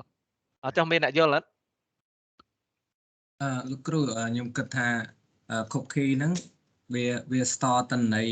user ទាំងអស់ដែលសម្រាប់អាចថាកំណត់សិទ្ធឧទាហរណ៍ថា system របស់យើងកំណត់សិទ្ធដូចជា admin ឬក៏អីអញ្ចឹងបើសិនជាយើងអាច register account ហ្នឹងយើង login ទៅ cookie វាអាច store នៅសិទ្ធរបស់យើងឬក៏ account របស់យើងដើម្បីឲ្យយើងចូលទៅពេលក្រោយវាអាចបង្ហាញតន័យត្រឹមត្រូវមើលចាំបាច់សួរយើងម្ដងទៀតហ្នឹងហើយអាហ្នឹងត្រូវបានមួយចំណុចបានន័យថាអាហ្នឹងគឺស្អីគេហៅផលប្រយោជន៍របស់ cookie តើយើងប្រើ cookie ដើម្បីអីតើណាប្រើ cookie ដើម្បីអី cookie ហ្នឹងអាចប្រើក្នុងការ store user store set store អីហ្នឹងទៅហើយអាហ្នឹងនៅក្នុង code របស់យើងគេហៅ session តើណាអា session គឺអា cookie ហ្នឹងហើយតើពេលយើង store session ថ្ងៃក្រោយនៅពេលដែលយើង log in ពី page មួយទៅ page មួយអា page មួយហ្នឹងវាមិនបាច់ចាំសួរយើងថាយើងជាអ្នកណាគេមាន role អីទេដោយសារតែវាមានអា session នៅក្នុង cookie ហ្នឹងវាទៅ read ពី cookie មកវាដឹងថាយើងជា admin ជាអីយើងចូលទៅធ្វើការងារអីបានហើយតើណាចឹងអាហ្នឹងគ្រាន់តែជា role របស់ cookie ឯងក៏តែមិញបើយើងចង់ច្បាស់ជាងហ្នឹងទៀតយើងត្រូវសួរទៀតថាហេតុអីបានជា server ចាំបាច់ set អា cookie ហ្នឹងនៅលើ client ធ្វើអីអូខេ so our friend has one to the question it is a role of the cookie so like how can we use cookie so in the programming in the development like a web development you can use cookie to store some information about user for example like session okay so when you do the authentication or login sometimes when the user write username and password it go to the database and then we know that oh this user is a student is a teacher is an admin and then you use that information you store it in the cookie so in the development in the programming we call it session but normally it store those information in the cookie so next time when the user want to go to another page like a student page timetable or course the client don't need to tell the server again that I am admin I am student because why because all those information are already in the cookie and then the client send those cookie back to the server that's why the server know that oh now you are admin okay you can do this work you are student you can't do that work okay so that is also the one role that how we use the cookie but another question is like why do servers set cookie on the client because it is related to what I have shown you here HTTP is a stateless protocol អញ្ចឹងមិញគ្នាយើងឆ្លើយមកសំណួរមិញត្រូវណាឆ្លើយត្រូវហើយកុំតែត្រូវបានមួយចំណុចត្រូវបានថាអា cookie ហ្នឹងយើងអាចយកវាមកប្រើជាលក្ខណៈ session បានទុក login ទុក log អីចឹងទៅកុំតែអត់ទាន់ចាំឆ្លើយចាំអាសំណួរទី1មិញដែលថាហេតុអីបាន server ចាំបាច់ set cookie នៅលើ client តាក់ទងជាមួយនឹងរឿងអា HTTP protocol មានអាគេអាចឆ្លើយបានទេអញ្ចឹងចម្លើយមិញគឺត្រូវហើយគឺរបៀបប្រើប្រាស់ cookie តើណាតែនៅមានអាចម្លើយមួយទៀតហេតុអីបាន server ចាំបាច់យកមក set cookie នៅលើ client ធ្វើអី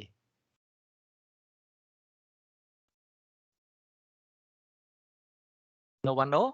okay so the answer is server don't have memory what I refer to the server is an HTTP protocol okay not the web server not Apache or Nginx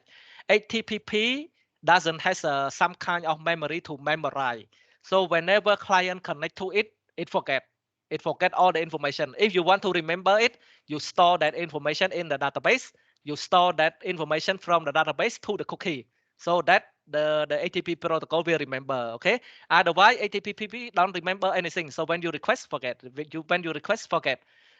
so in order for the HTTP to know who you are the server need to store information for example like your name your role or some kind of information your client something like that and store in the browser so that when the client requests one more time client don't need to tell anything because all the information is there so the HTTP protocol just read the information from the cookie and then it will know it តើអត់តើចម្លើយនៅសំណួរទី1អត់ បានន័យថា HTTP protocol នោះវាអត់មាន memory ទេយល់ទេយើងអត់ចង់និយាយពី web server Apache ឬមួយក៏អីណាគឺយើងចង់និយាយរឿងហៅ HTTP protocol អា protocol នោះវាអត់មាន memory ទេអញ្ចឹងគេហៅវា stateless protocol នោះមានន័យថាពេលដែល client send ទៅគឺវាអត់មានស្អីដែលចាំចំណាំទុកពេលដែលយើងទៅម្ដងទៀតវាស្គាល់យើងថាជាណាគេទេអញ្ចឹងដើម្បីចំណាំទុកបានគឺអាចម្លើយទី2ដែលយើងនិយាយហ្នឹងគឺដើម្បីចំណាំបានតើតែយើងយកព័ត៌មានហ្នឹងទៅ save ក្នុង database ព្រោះដោយសារពេលយើងបង្កើត web server ឬមួយក៏អីឬមួយក៏ application អីយើងមិនបង្កើត table មួយមាន user មាន role មានអីទៅអាហ្នឹងនៅក្នុង database ហើយយើងយកព័ត៌មានហ្នឹងយកទៅ save នៅក្នុង cookie តទៅពេលអា browser ហ្នឹងវាទៅម្ដងទៀតវាចង់ request ទៅម្ដងទៀតវាបញ្ជូនអាព័ត៌មានហ្នឹងតាម cookie ទៅដែរបានន័យថាវាមាន admin វាមាន role វាមានអីចឹងដែរចឹង server ហ្នឹងមិនបាច់មកម្ដងទៀតហ្នឹងគឺមិនបាច់ចាំថាអ្នកហ្នឹងជាអ្នកណាគេគឺស្គាល់វាហើយអូខេចឹងមូលហេតុដែលវាត្រូវការ set គឺដោយសារតែ HTTP protocol គឺជា stateless protocol បានន័យថា protocol ហ្នឹងវាអត់មាន memory អត់មានស្អីចាំទេច្បាស់នៅតើអត់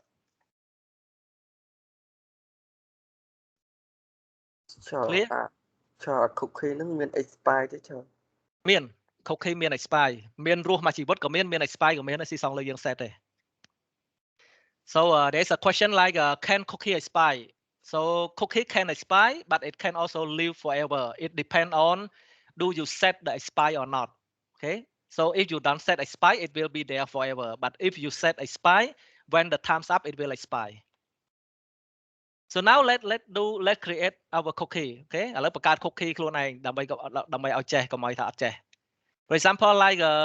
now we can create because a cookie can be created okay can be created by you by developer and that's why the Google create the cookie so for example like now you don't see anything okay and then I type google.com okay ទៅតែ Gmail រហូត auto type ឲ្យរហូត okay so when I google.com ចូលទៅ Gmail okay so when I go to google.com you can see that when I click on some page here for example like here and then when I go to header or maybe there's another one called application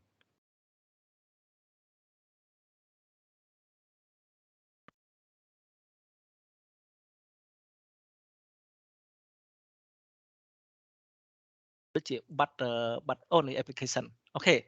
so here you can see that the cookie is also in the header but also when you go to the application you also can see the cookies here okay so click on the menu application so here's the network here's the application when you click on application when you click on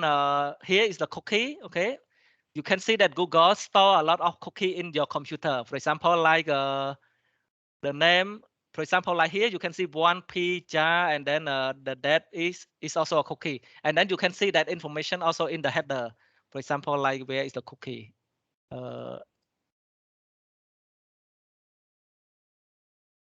response header maybe okay maybe I didn't record it and then it stopped recording so let's do it again and let's make it more running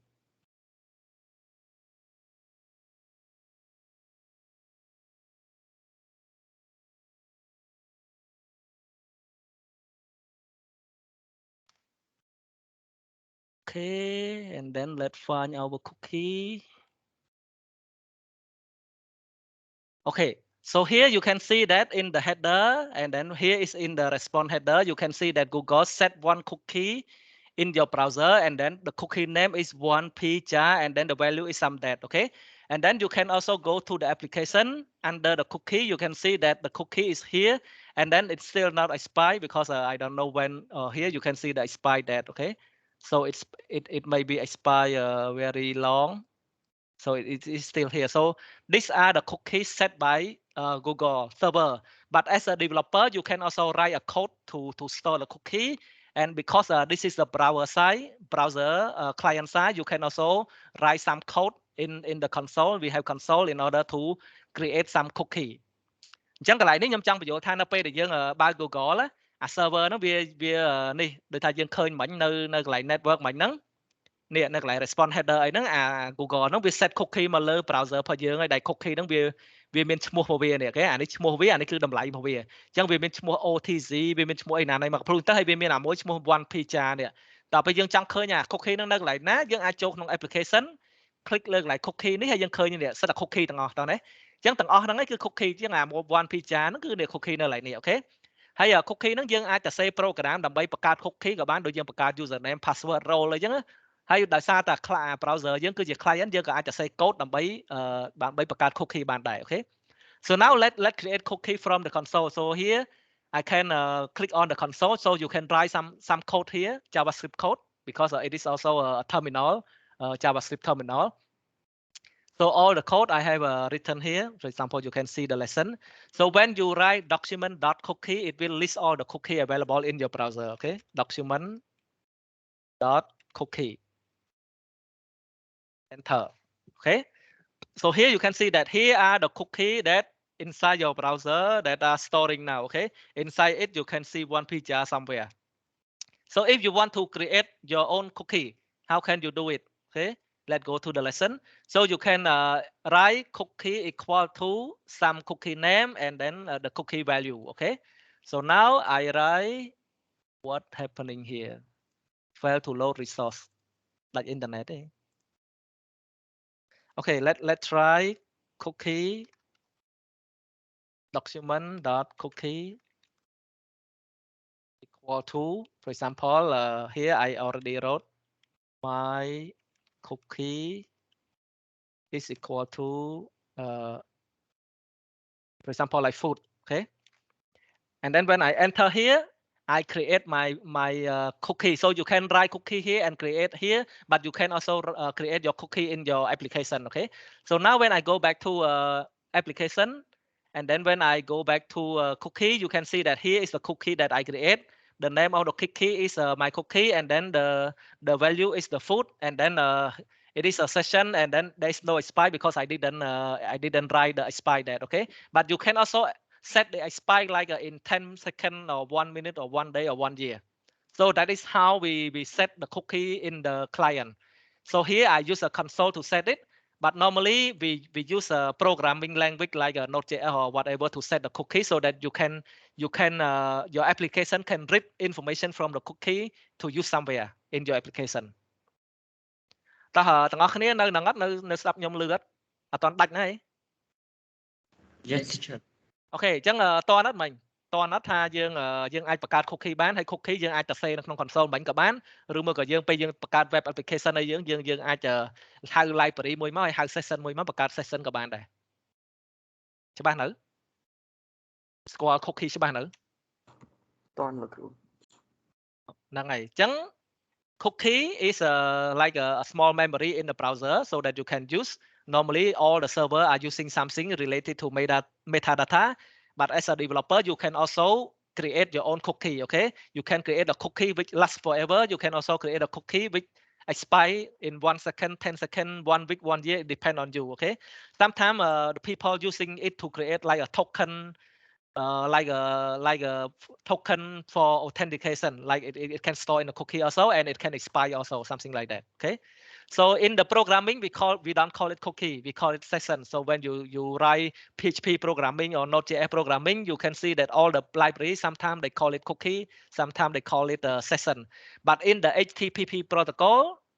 we call it cookie we don't call it session okay but we can use it in order to store some information we can read from it and then we can use it for somewhere else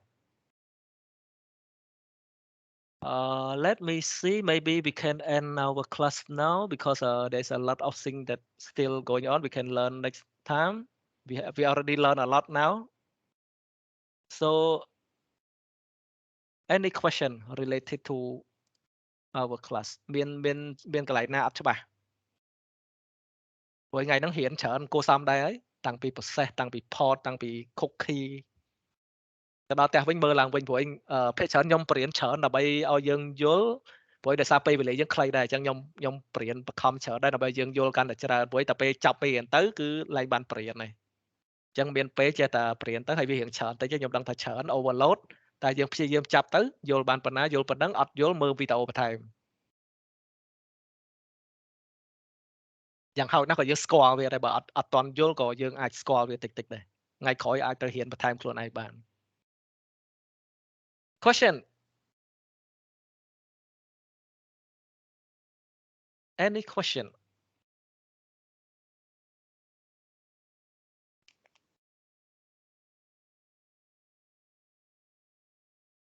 No question. Understand? Do you understand what we are learning today about communication, TCP/IP, port, IP address, process, cookie,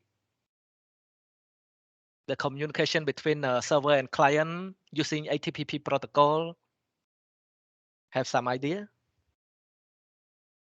Hello? មានអ្នកណានៅទេ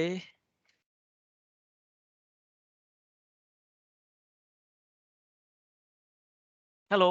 បាត់ទៅណាអស់ហើយ Yes teacher I don't have any question good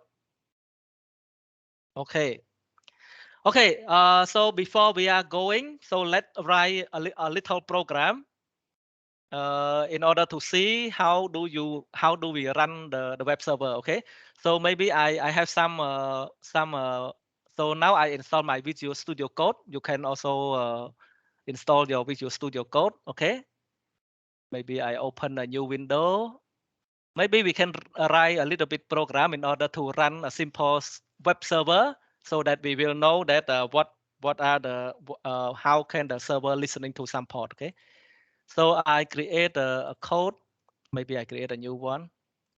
So normally I already run here. It's called REST. Maybe I can open that one. Okay, only server. Okay, so maybe I can open that code. I don't need to create a new folder. So the code is in the folder called REST, and there's only one file. Nothing, no Node.js, nothing at all. Only one JavaScript file. Okay. Old file. Open folder. And then I have written one code called REST. And then inside the folder, there is nothing at all. No Node.js, no nothing. Only one JavaScript file, okay? And then the file is using a library called HTTP. So so my Visual Studio Code already know HTTP, so I don't need to install it. So normally here is a server code, a very simple server code, okay? So my server is we just write constant HTTP, require HTTP, which means we need a HTTP library. And then here is a code to create server. So in order to create server, you just use the HTTP dot create server, okay? So when you create a server, you need to have a request and response. So it is an HTTP protocol object. And then inside the function, I have a two, we call it two route. For example, like if the user type only localhost, something like that, and port, so what are the port number? I listen to port 3000, okay? So if the user just run localhost 3000, we just rest mean respond, okay? Request respond. Rest.write just show the word hello from server, okay? And if the user requests to another route called API user, we will return some user. So here is just a simple application, and then we don't use Express, we don't use MongoDB, we don't use anything. Okay, just a pure HTTP code. Okay, so in order to run the code, we just run node server.js. Enter. So now when we run it, we also write a program like a server is listening to port 3000. So console.log is for writing some information in our terminal. So now you can see that the server is listening to port 3000. Okay. So user now can communicate with our server. So as a user, I can use a web browser because web browser is a client. Okay. So for example, like I type localhost 3000. What will happen? ចឹងមិញខ្ញុំទៅសេកូដ server មួយគឺ simple បំផុតអត់មានប្រើ express អត់មានប្រើអីទាំងអស់ប្រើតែ javascript ហើយ node.js ហ្នឹង javascript ឯងតោះនេះឲ្យប្រើ http តែមួយឯងហើយតទៅពេលហើយឥឡូវក្នុង server យើងគឺយើងរងចាំស្ដាប់នៅ port 3000 នេះហើយ server យើងគឺមានតួនាទី2គឺមួយគឺអា root ហើយមួយទៀតគឺអា user នេះអញ្ចឹងនៅពេលដែលយើងវាយ localhost 3000 សួរថាតើ server យើងផ្ញើអីមកវិញ hello again from server ហ្នឹងហើយអូខេពេលអញ្ចឹងពេលខ្ញុំ enter so now you can see that there is hello from server so client communicate server through an IP address in this case localhost 127 and then the port 3000 okay and then the server will return hello from server. So here is we can call one route, okay, one function, one functionality or one API, whatever. And then when server has two functionalities, so I also write another functionality called API user, okay, something like this. So when a client requests to this route, what will server answer? String user, okay, it's just a string, not database, not object, whatever. It's just a string because we just want to see if our server is working or not. Okay, so here is a simple server. We don't need anything. We just need an HTTP library, and then it will work. Okay, so now you can see that the client can receive the information from the server. If I run localhost 3001, what will happen?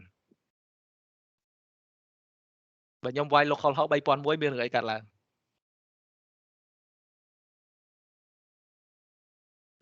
វាអត់ចេញលោកគ្រូ អត់ចេញអីព្រោះអត់មាន server ផងអត់មាន server ណាស្ដាប់ port ហ្នឹងផងតោះណាអញ្ចឹងអាហ្នឹងគេហៅ communication បានន័យថាបើចង់ឲ្យនិយាយគ្នាបានតើតែមាន server មួយស្ដាប់ហើយមានអីប្រាប់មកវិញហើយ client សួរទៅ server ឆ្លើយមកហើយបើវាអត់មាន server ផងគឺគ្មានអាឆ្លើយមកអញ្ចឹងគឺវា return តតែតែបើយើងជាអ្នកតសេ application យើងវិញយើងអត់ឲ្យចេញផ្ទាំងអញ្ចឹងឯតោះណាយើងតសេ message error ឯណាអីចឹងទៅអូខេអញ្ចឹងអាហ្នឹងគឺគ្រាន់តែជា simple web server មួយដែលអត់មានត្រូវការ library អីទាំងអស់ត្រូវការតែ HTTP library មួយអាហ្នឹងប្រៀបដូចជា HTTP protocol អញ្ចឹងហើយយើង create server បានហើយតោះណាហើយតោះទៅពេលយើងបង្កើត express អីណាហ្នឹង express ហ្នឹងក៏វាប្រើ HTTP ហ្នឹងដដែលដែរគ្រាន់តែវា wrap នៅក្នុង code វាទៀត Okay, so now it's a simple thing. Now you can create a server which is very simple, a few lines of code,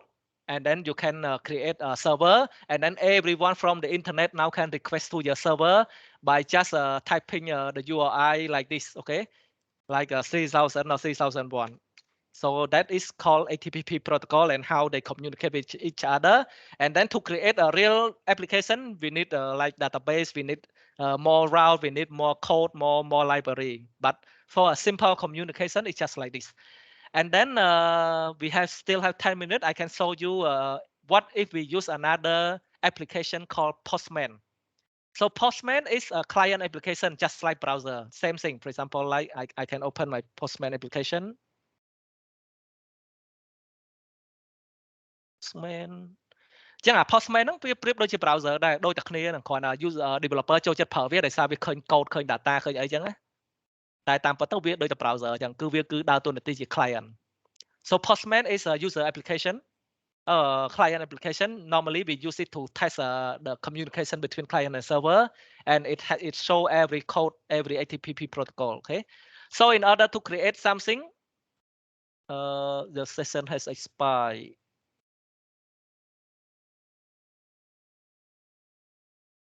Oh, ត្រូវ sign in ម្ដងទៀត Okay, I will show you next time because now my session is expired and I forgot my password, so maybe next time I will show you how the Postman work. Okay, because it need to log in. Okay, maybe I can show you next time.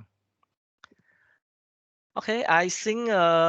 that's all for today, and then please go back to review more about our class.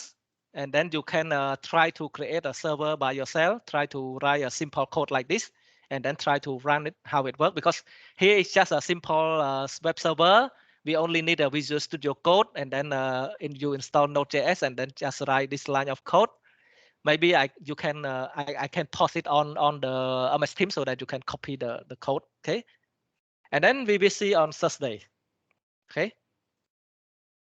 Any question you can ask on Thursday. Okay. ចឹងថ្ងៃហ្នឹងយើងរៀនប៉ុណ្ណឹងបានហើយខ្ញុំគិតថាវាច្រើនគួរសមដែរយើងនិយាយច្រើនរឿងដែរចឹងព្យាយាមមើលមេរៀនហ្នឹងឡើងវិញចឹងទៅហើយថ្ងៃពហុអត់យល់អីច្បាស់ចាំមកសួរគ្នាវិញហើយតនេះអាចតេស្តអា server មិញបានកូដវាតែបន្តិចទេយើង run តេស្តមើលបានអូខេចឹងអរគុណជួបគ្នាថ្ងៃពហុ See you on Thursday. Yes, sir. Goodbye, sir. Okay, bye bye. Goodbye, teacher. ហ្នឹងហើយ Master បិទ record ផង